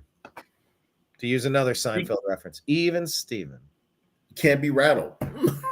But he was cheering and laughing and smiling and excited after the game. It's like that's not usually the default setting for Kevin Stefanski. I know. Maybe him not calling the plays is the best thing that could. Because it was the weirdest thing. Why even bring in Ken Dorsey if you're not going to let him call the plays? What is he even doing? Exactly. Like, what is I don't understand the trajectory. I don't get the point of what we're aiming for. I don't get the strategy. They're trying to do 6 of this, half dozen of that. It's the same, but like it's like trying to have a conversation with Kamala Harris. It's like you just told me the same sentence. You said the exact opposite in the same 13 seconds. You said nothing with 100 words. And now, my grandmother. Why I asked the question? My grandmother was a businesswoman, and I know all about business. Like, what are you talking about? I was raised in a middle class home. No, you weren't. You were a millionaire. You were rich. You were in Canada. You were rich. Your parents were both professors. Stop it. Well, if that allegedly is real family and the real grandparents and allegedly about that. Yeah, they said that she died before she was born, but yet she got a picture of her like 18 years old. And then I saw Kamala wearing the McDonald's thing, but that was a white lady. You saw that one? Yeah, I saw that. I don't know who put that out. I don't know if the internet put that out or the Kamala Harris. Somebody was campaign. being funny. I think that was. I don't think that was her, man. I mean, Sal. At this point, nothing would surprise me. We're living in a cuckoo clock, it seems. But yeah, when you don't have clarity of vision, when you can't clearly articulate why Ken Dorsey is coming in, and what are his responsibilities, and who's actually calling the play, it's like I need some clarity on the vision. But this is nothing new, bro. It's nothing new. He did it last year with the other guy. We didn't know what the hell that guy was doing there. He was just hanging out. He did win one game though. He won the one game, the one playoff game. Yeah, he's 1-0 as a coach. We know that. Yeah. Well, look, as of right now, Jameis Winston is 1-0. Yeah, I'm kind of happy about that. Yeah, Alex Van Pelt is gone. Look, there's what I'm hoping to see out of this team is a continuation of a decrease in self-inflicted wounds. exactly. No offsides. Stop that stuff. Illegal formation. No false starts. You know the snap count. Yes. You cannot ever allow that stuff. Sebastian.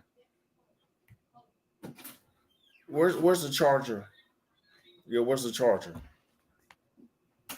And I've blamed a lot of that on coaching as well, Sal. Like, it's just, but once again, if you free up Stefanski now, where he's not face buried in the Denny's menu, maybe he can level up as just being the coach and doing the oversight and trying to work on some of the things that have been dogging this team all season long. So, it was a good start. And we didn't beat a cupcake team. We beat the cream of the crop in the AFC, like right at the top of it. I think the undefeated Chiefs are a very lucky undefeated record at this point. But yeah, the Ravens are definitely right at the top of the AFC somewhere. And we took it to them in honor of Jimmy Donovan. I've been a broadcaster. I've been doing shows, and yes, to our departed brother, pour some out for our home. Yeah. Yeah. This was just, we needed this for pride. We needed this for respectability. We needed to turn the page so desperately from whatever that previous quarterback was doing to what Jameis Winston's given us. And we did. Now, can we keep it up? All right. Consistency has not been our strong suit this season. But like I said, it's brand new with Dorsey calling the plays. It's brand new having Nick Chubb under center. And we got a quarterback that's not scared to throw it downfield. And man, Cedric Tillman looks like that guy. Yeah. Like he could, and this might totally change how we view what we need in the draft. In free agent, do we need receivers or just a guy that can throw it downfield and get it to him? And I think I think there's that. We need somebody that can actually get the ball to. You need to get somebody who can get the ball out there to the guys. And that's what Flacco did last year. And that's what I'm saying. We didn't have speed. We didn't really have any speed. The guys that we had has lost several steps, but he did set a Browns franchise record for most receiving yards in one game against the Texans. He did become the first Browns player to go over 1,000 yards receiving in back-to-back seasons. Like nobody had ever done that on the Browns franchise before, and Amari Cooper did that. But then I don't know who we got this season. That Amari Cooper was not the same dude. And that was the thing. Him not getting paid. That's what it is. He know that this is his last payday. Stop. He know this is his last payday, and he knew that the Browns had put him in a position where the Browns didn't put him in no position. The Cowboys put him in the position because he thought that he was going to re-sign with them. But because one of my best friends, he's a Dallas Cowboy fan. He was like, you know what, Sal, Amari is a good wide receiver, but he's going to break your heart. He said he's going to break your heart. That's what he always do. Just that's his MO. I mean, he wore out his welcome in with the Raiders. He wore out his welcome with the Cowboys. He wore out his welcome with the Browns. And I guess, I mean, we were able to trade and get some draft capital back, right? Right. Third round pick. And I mean, it only cost us a fifth to get him. So, Right. whoop, there you go. Now you need to do the laser eyes on Andrew Berry. He's the general manager. Yep. He's the genius general manager. I mean, like, I get it, but it was a bit of an unfortunate situation how it ended. I would say. But yeah, addition by subtraction is the story of this season right now. Getting rid of Cooper was necessary, and getting rid of Watson, injuries are the worst part of sports. I don't like cheering and being giddy when someone's injured. I was, however, very excited to turn the page from whatever they were putting out there with that previous guy. I was very excited to put some competent quarterback play behind center. Thank you. And that's all we needed. We needed to have that. We needed to show that we're actually moving forward in the right direction. And it was never a situation where we're just stuck in this. Because what happened, I felt like we were in a purgatory almost. It was like Groundhog's Day because you knew what to expect out of him. Throw, run, throw, punt. Okay, you're going to do that the whole game? The whole game we doing this. The defense playing their heart out. And yet you can't give them a damn rest. They coming right out. It's just too much. It's too much. And like I said, the burden of performance is what killed him from Jump Street.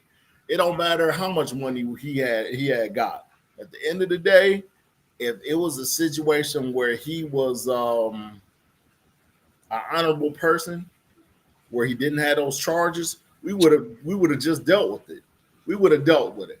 The biggest thing was those charges, because it was at first though. It was at first. Then it was just he doesn't know how to play the position. What did we wager? No, the burden. No. The burden of performance is always going to be number one. The burden of performance is always going to be number one.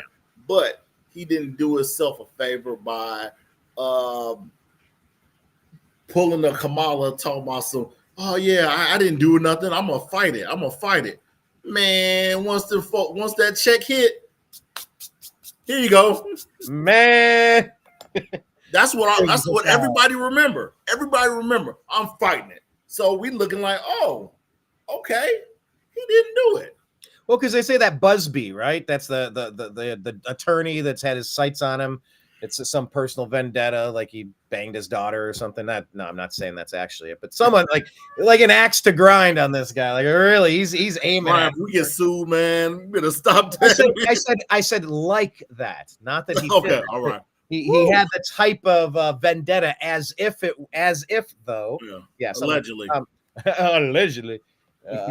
But yeah, I'm just thrilled. I've turned the page, and whatever it takes to creatively addition by subtraction. I don't want him in our building ever again. I don't really want to keep saying his name and keep harping on it.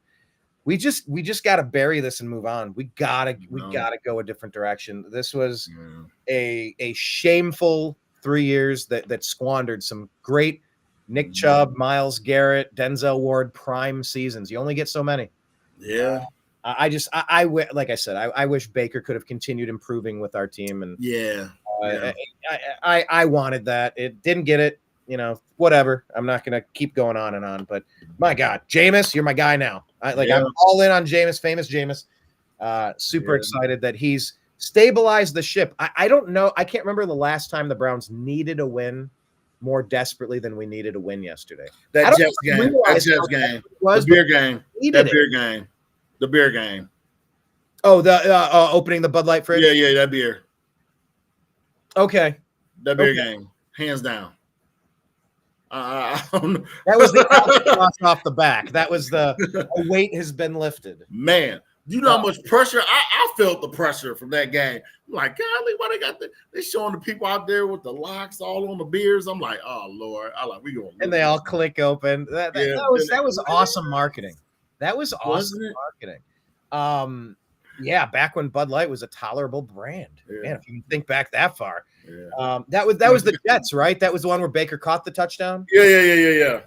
Man, I live for these moments and replaying these games. I remember where I was at when I was watching it. And right. come on, Cleveland deserves better than this. The We Browns do. probably deserve the karma that they got for how they treated Baker and how they mishandled this Watson thing. Fine. I just pray it's done. I don't want to hear his name again. I don't want to see him in the building.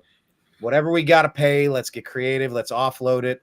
And even if we got to sell it, final question, because I'm going to wrap this up here. Do you think if you were general manager, you're Andrew Berry, you got the laser eyes, would you sell a high draft pick to get rid of the contract on the books with DeShaun Watson? If you could, how creative would you be willing to go to further lose draft capital versus just, yeah, he's on our team, but unless he decides to get cut, we're not going to have him in the building and he'll just collect his 2 years of paycheck. Like, how aggressive would you be to just get him out, and how much would you spend to do so? Or would you just go, it's done. He's no longer our quarterback. We're paying him for 2 years. That's done. It's part of the deal. But we think it's in our best interest to move forward with 3 other quarterbacks on the roster, and we're not going to be returning to DeShaun Watson. If he'd like to play again in the league, he can void a part of his contract, and then he can sign with another team. But we'll pay him. He's not going to be here. What would you do? How far would you go? What sucks about the Browns is that I don't think that we'll probably be able to get too many high-profile people anyway, because we don't have the capital for it, or we're not going to be willing to give up what we have to do it once again. We don't want to do that. So because of that, I think, like you said, I think we're just going to let sleeping dogs lie. He'll be on the team, but he'll be wherever he is at, far away from Berea and Cleveland. He comes out with this card. Boop. Access denied. Yeah. Access denied. Yeah. What's happening? This is so weird. No, it ain't. Goodbye. They have somebody like me to come and talk to him like, hey, look here, man. Someone like me. Look here. I'm going to be following you everywhere you go. Okay. I am your new shadow. Yeah. I don't want to see you go anywhere that has massage, message, anything like that. You better stay away from those places, okay? No massages and no messages. No messages. I don't want anything. Give me your cell phone. No more messages. No messages. Massages.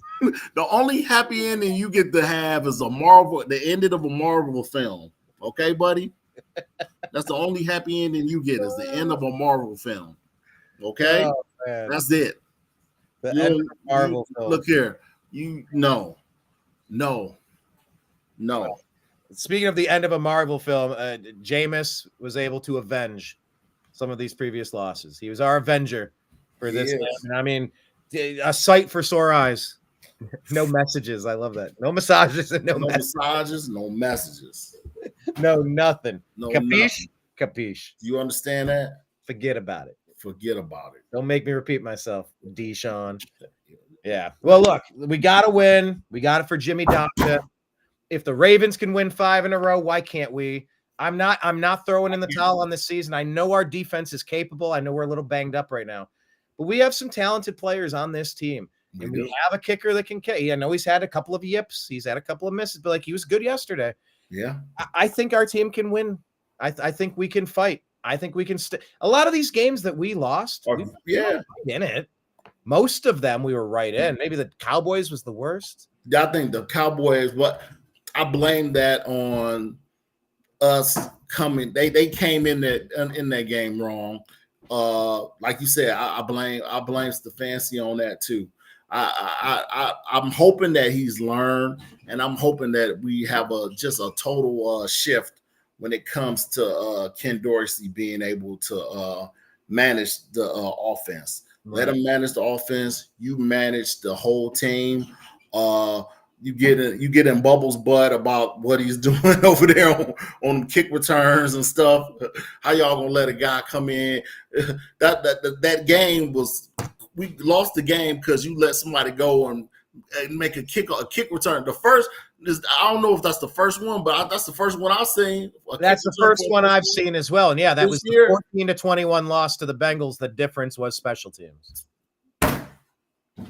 You can't win in the league doing dumb shit. And that was dumb shit. I would say maybe the other worst loss of the year was maybe the Commanders, 34-13. Cowboys was 33-17.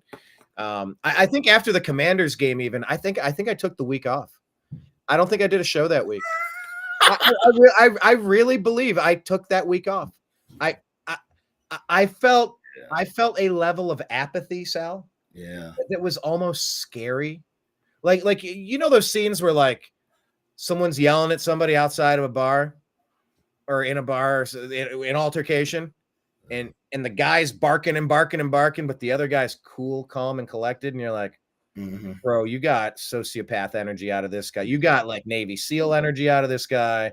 And my hands have to be registered as weapons. Like a guy that's calm in that situation is the last one you want to take a swing at, right? Yeah. Maybe think about this YouTube thing I saw where the guy was with his daughter and they were eating ice cream and the guy was like being kind of rude. And he was like, okay, all right. So he took his daughter to the car and then he went to talk to the guy. And the guy was like, hey, what you got to say? And he kicked him like right in the nuts. He was like, pow, just kicked him and punched the guy. Then the other guy that was with him just ran off. And he was like, no. I was like, yeah. Yeah, so is that? Yeah, I get it. That's what you know. What I rage out sometimes. It's ridiculous. You know, I have like all this Cleveland Browns memorabilia. I done spent $300 on a Jim Brown jersey. I got all these jerseys and stuff. I'm around Atlanta and people are talking to me crazy. You know, hey folk, you a Brown fan, man? I'm like, you don't see all this Brown stuff I'm wearing? Yes, I'm a Browns fan. I mean, I got Cleveland. When's the last time the Falcons won a Super Bowl either? Like, hey, come on, ever?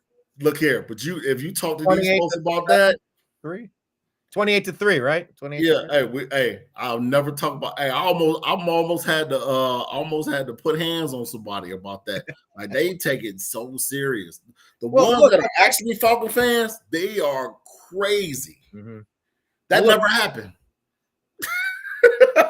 It never happened. It was a bad dream. They were partying. Listen, I was there for it. They were partying. Oh no! Like they won it already. Oh! I went to sleep. I left the club, went to sleep, thinking that I bet my friend, like I'll be a Falcon fan if they win the Super Bowl. Yeah, come on, join. Man, the next day I woke up. You weren't even up to see the end of the game? No, I went to sleep hard.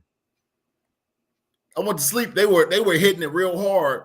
I was downtown Atlanta. I was like, I want to make it home because I know how Atlanta is. They be drinking and having all type of fun out there. I was like, man, I don't want to get in trouble. I don't want to go to jail. These folks gonna be flipping cars over and everything.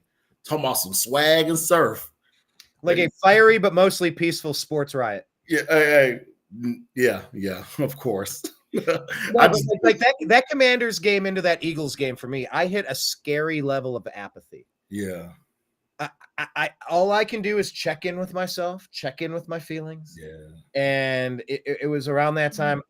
I can't remember ever being that apathetic. Man. You know, and I do my sports show as a break from my current events and political show because that is just, you know, barking dogs all day long. It's very intense and aggressive, and it's like sports is supposed to be your pleasant distraction from those things, from everything. But you can't get that. It's like, come on, man. Can I at least get a little bit of enjoyment, a modicum of enjoyment out of my sports team? But like, I can't remember ever being as apathetic as I was. I couldn't see the direction of this team. There were no bright spots. They're not entertaining. And that's my thing. Not even entertaining. At least entertain me. At least entertain me. I understand. I get it. But at least entertain me. If you can't make it so that it's entertaining where I'm actually watching some type of strategy being taking place, or I'm seeing that you're kicking field goals, the defense is stopping them, or it's like, show me something. I'm watching the shit show right here. The offense is just getting off, and I'm looking at Watson. They show him on the bench, and he's like just by himself, and I'm looking like quiet, dejected, lonely. Wow. Just it was an energy vampire situation. I don't know if he's the full cause or whatever, but My God. Sal, cheers to the fact that it's done. I'm not sure how this plays out, but I think we're done with that guy. And whatever is next, we're moving on to it. Yeah. I'm. Are you with me though? Are you going to root for us to win as many games as possible, or are you still Of course. draft picks? Hey, I'm a fan of Major League. Let's win the whole damn thing. Yes, there's only one thing left to do. Yeah. Only one thing left to do. Yeah. Yep. Exactly. Yeah, I'm in. I'm here for it. That's what the unhappy hour is about. It's like, let's get together. Let's pull up a stool, grab a beverage, as Sal often does. What are you sipping on today? I'm going to guess Sal. Sal has joined us on the 11:11 show. The 11:11 show? I believe you are sipping on Woodford. Yes, I am sipping on Woodford Reserve. Yeah. The bartender in me got that one. Yep, Woodford Reserve. Nice. My new jam. My new jam is Larceny.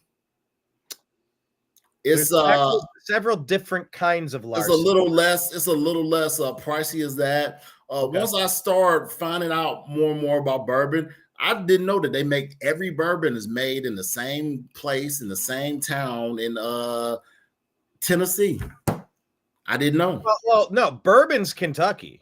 I mean, I'm sorry, in Kentucky. Yeah, the same town in Kentucky. Yes. Well, it's specifically you have to have a brand new white oak charred barrel. It has to be a brand new barrel. The proof has to be between like 137 and 100 something. There's like a proof it has to be at.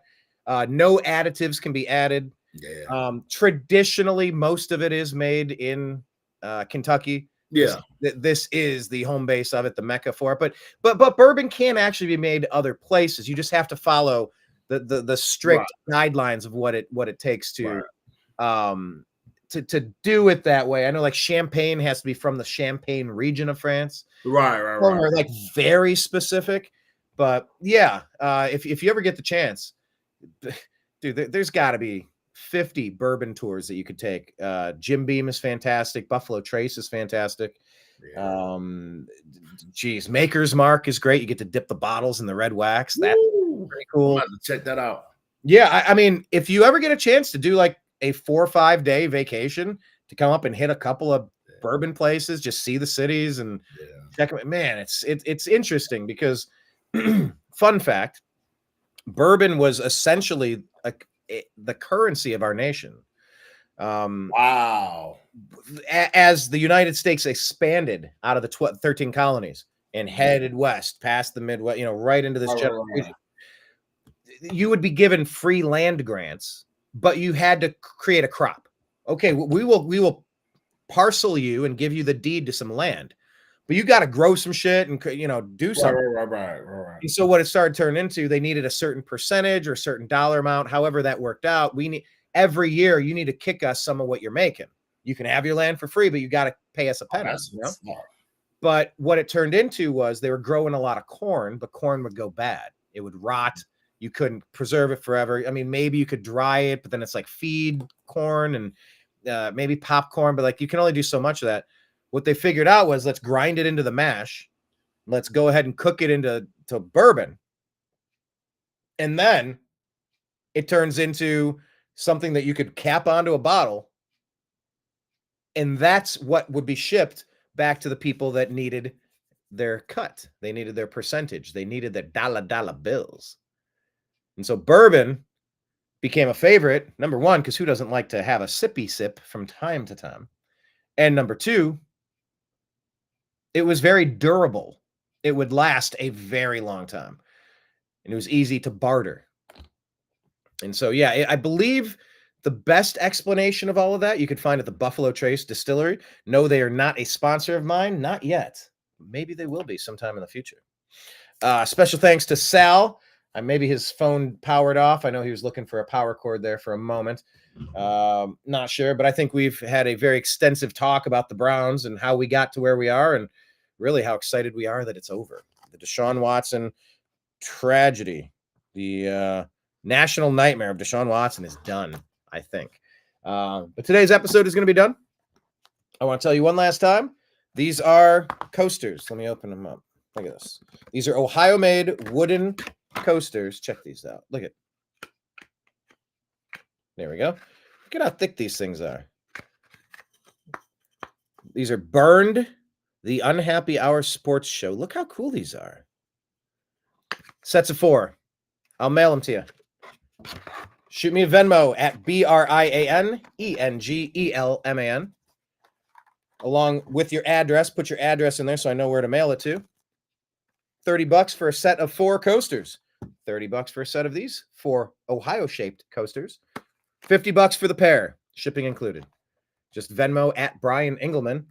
A gift, and I will send you this as a gift. Thank you very much. Or if you want for $75, I will send you a pin. Only 100 of these collector's item pins will ever be made. That's so I could get a screenshot.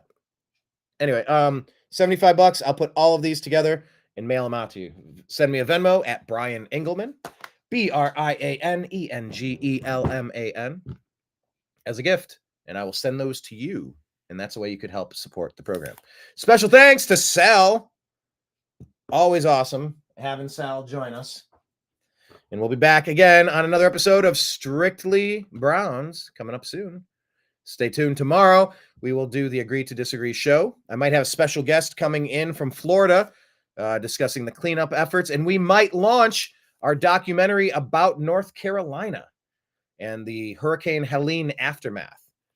So, yeah, we might do a lot of that talk and then, of course, cover Madison Square Garden events and all the things happening 1 week away from the most consequential election in American history. I legitimately mean that for so many reasons.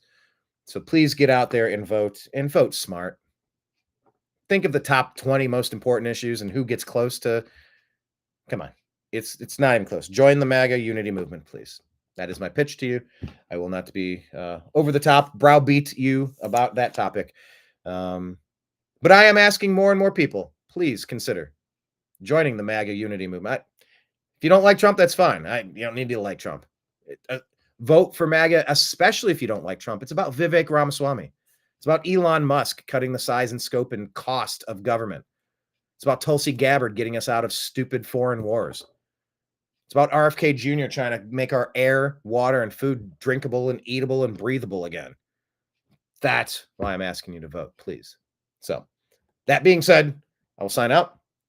Like I said, tomorrow, the Agree to Disagree show, 3 p.m. Eastern, same time, same place, on the YouTube channels and on X. Subscribe. Make sure you like and subscribe to the show. The Unhappy Hour, please. Oh, yeah, Sal saying his computer went dead. Gotcha. Yeah, I figured. I know. I heard you asking for the charger. Yeah, that's fine. Like, we were wrapping up. We did a 2-hour show, and you were here for like all of it. When Sal and I start talking, we could talk forever, honestly. We could probably do 6-hour shows, but we're not going to tonight. So tomorrow, the Agree to Disagree show at 3. Then on Thursday at 3 p.m., the Agree to Disagree show, followed by Strictly Browns with Mike Barra at 5 p.m. Eastern. Go to YouTube, youtube.com/TheNewAmericanMedia. Hit subscribe, hit like, and that's where you'll get the alerts. Click the notification bell, please. And on X, we are at American_media_. We also, those are the places you're going to find our show live. But subscribe to the Rumble account, The New American Media. We are also on X at @TheUnhappyHour_. Subscribe to us there. I think The Unhappy Hour is on Telegram. Yeah, The Unhappy Hour, and on Signal, The Unhappy Hour Sports Show. So find us, link up with us. Special thanks to Sal. Special thanks to everyone else who was in the group, including Matt. What up, Matt? Thanks for joining. Former roommate, Matt Coster. All right. We needed this win more than I realized. And I feel very privileged, honored, and special. It warms my heart that I got to be there for the Jimmy Donovan game. Like I said, as a broadcaster, as a talk show host for 13 years, The Unhappy Hour. Jimmy's been one of my favorites. Jim Donovan, Tom Hamilton with the Indians. I mean, we've been very blessed in Cleveland to have some fantastic commentators. Jimmy D, man. Jimmy D was He was a Boston guy, but he became a Clevelander pretty quick, and he lived for this team. And I always used to try when I was living in Bowling Green. Try to get the radio broadcast to listen to Jim Donovan. I didn't want to listen to the people on television. Get on. Ugh. The most apathetic, disinterested, pro whatever team we were playing announcers. Miss me with that. Even if it was on a delay, I'd rather have Jim Donovan on a delay on the radio than listening to the broadcasters there. He was that good. So do yourself a favor, go back and pull up some Jim Donovan highlights. Run, William, run.